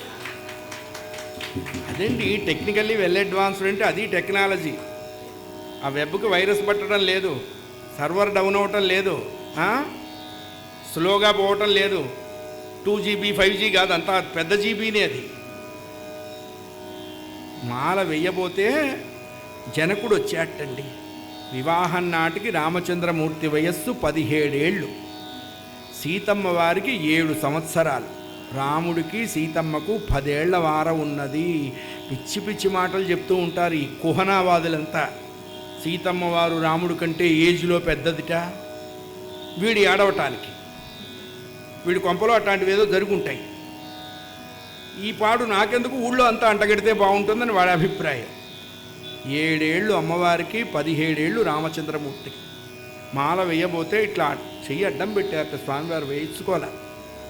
అందుకు రామాయణం వినాలి. జనకుణ్ణి చూస్తూ సీతమ్మతో మాట్లాడుతున్నారటండి. నిన్ను పెళ్ళాడటానికి మేము విల్లు ఎక్కువ పెట్టలేదు అన్నాడండి. ఉలిక్కిపడ్డాడు జనకుడు. మీ తండ్రి పౌరుషవంతులు లేరా అని అడిగారు. ఉన్నాము అన్న సమాధానంలో విరిచాం, కానీ నిన్ను పెళ్ళాడటానికి కాదు. నిన్ను పెళ్ళాడాలంటే మా తల్లిదండ్రులు అంగీకరించాలి. అది రామాయణంలో ఉన్న గొప్పతనం అండి. తల్లిదండ్రులు ఒప్పుకోవాలి. అందుకే వివాహం ఒక్కటి పెద్దల నిశ్చయానికి వదిలేసేయాలి. అక్కడ మనం సొంత తెలివితేటలు తీసుకోకూడదు. ఇప్పుడు దరిద్రపు బ్యాచి నాన్న, ఏం నాన్న మీ కోడలు నాన్న? నాకు మీ అమ్మకి తెలియక ఎప్పుడైంది నాన్న? జస్ట్ 3 వీక్స్ బ్యాక్లే నాన్న. కొంపలోకి చావండి నాన్న. వీడు ఇంకంతకంటే ఏమని వస్తాడు? వివాహం ఒక్కటి తల్లిదండ్రుల నిర్ణయానికి వదిలేసేయాలి. సీతమ్మ వారంటే రాముడికి ఎందుకండి అంత ప్రేమ అంటే, దశరథ మహారాజు ఒప్పుకున్న కోడలండి ఆవిడ. రెండవది అన్నీ మంచి లక్షణాలు. మూడవది అందము. అందానికి రామచంద్రమూర్తి 3rd స్టేజ్ ఇచ్చాడు. First parents believing, parents accepting, then second is all good qualities, and the final one is beautyness. అది మనం రామాయణంలో నేర్చుకోవాలి. మాల వేయించుకోలే, మా తండ్రి ఒప్పుకుంటే పెళ్లి చేస్తానన్నా, పెళ్లి చేసుకుంటాను. జనకుడికి గుండెల్లో రాయబడ్డది. వీడేదో విల్లెక్కు పెట్టాడంటే ఈ మాట అనుకున్నాం, కానీ ఇట్టా లిటిగెంట్ అడ్వకేట్ అబ్బాయి ఆడుకోలేదు. వెంటనే దశరథుడికి కబురు పంపాడు. ఈ ముక్కలెత్తిన పిల్లాన్ని చూసేటప్పటికల్లా జనకుడికి ఒక ఆలోచన వచ్చింది. మన ఇళ్లల్లో కూడా అంతే. సూరయ్య పెళ్లిలోనే పేరయ్యకు ఉపనయనం చేసేస్తాం. ఆ పెళ్లిలో పిల్లలు బాగున్నారు అనుకో, అక్కడే మాట్లాడేసుకుంటాం. మళ్ళీ ఎక్కడ చూస్తాము? జనకుడి భార్య పేరు సుమేధ. జనకుడికి ఆవిడ వల్ల ఒక ఆడపిల్ల ఉన్నది. ఆవిడ పేరు ఊర్మిళ. వెంటనే తమ్ముడికి కబురు పంపించాడు కుశధ్వజుడు. ఆయనకి 2 ఆడపిల్లలు ఉన్నారు. వాళ్ళని తీసుకొచ్చారు.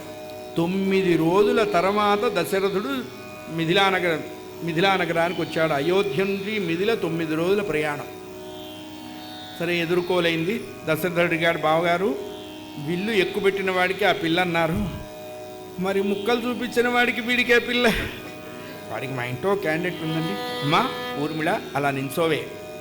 బావగారు, అరే భరత అలా నించో, బావగారు మరి what about this person, my Mandovi అలా నించోవే, ఒరే శత్రుఘ్న అలా నించో, అమ్మాయి శృతకీర్తి అలా నించో. దశరథుడికి గుండెల్లో రాయబడ్డది.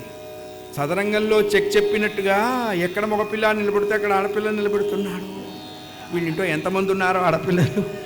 అమ్మ నాయను, దశరథుడి ఇంట్లో పిల్లలు లేరని జనకుడికి తెలుసు, కానీ జనకుడి ఇంట్లో పిల్లలు లేరని దశరథుడికి తెలియదు. ఇదే ట్విస్టు.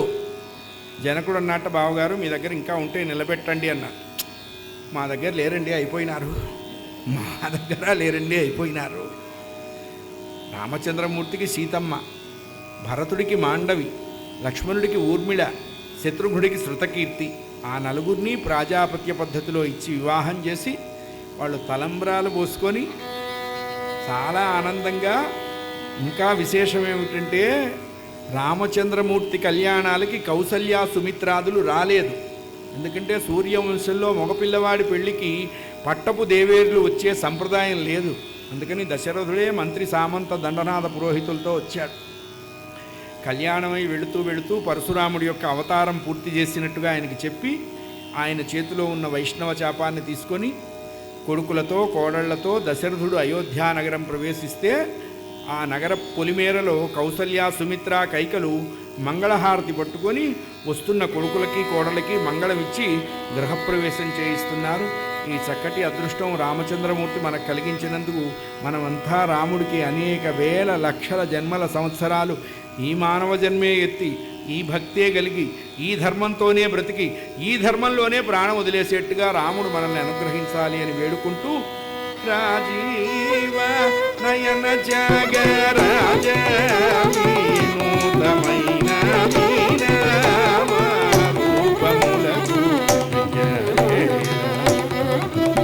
మంగళం కోసలేంద్రాయ మహనీయ గుణాత్మనే చక్రవర్తి తనూజాయ సార్వభౌమాయ మంగళం శ్రియకాంతాయ కళ్యాణ నిధయే నిధయేర్థినాం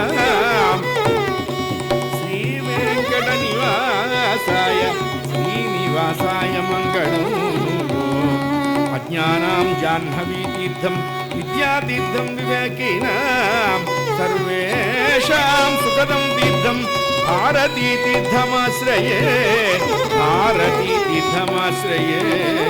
వాళ్ళ అదృష్టం ఏమిటి అంటే జగద్గురు దక్షిణామ్నాయ శారదా పీఠాధీశ్వరులు శ్రీ శ్రీ శ్రీ భారతీ తీర్థ మహాస్వామి వారి జయంతి. వారు పుట్టినరోజు, వారి జయంతి రోజు మనం రామకథ చేసుకున్నాం. వారి అనుగ్రహం మన మీద ఉండుగాక. రాజా రామచంద్ర మహారాజుకి, సీతామాయికి, లక్ష్మణస్వామికి, పవనసుత హనుమానికి, శంకర భగవత్ పూజ్యపాదులకు, భారతీ తీర్థ మహాస్వామికి, చంద్రశేఖరేంద్ర మహాసరస్వతీ స్వామికి, ఏడుకొండలవాడ వెంకట్రమణ హర నమ పార్వతీపతయే హర హర హర హర మహాదేవ శంభో.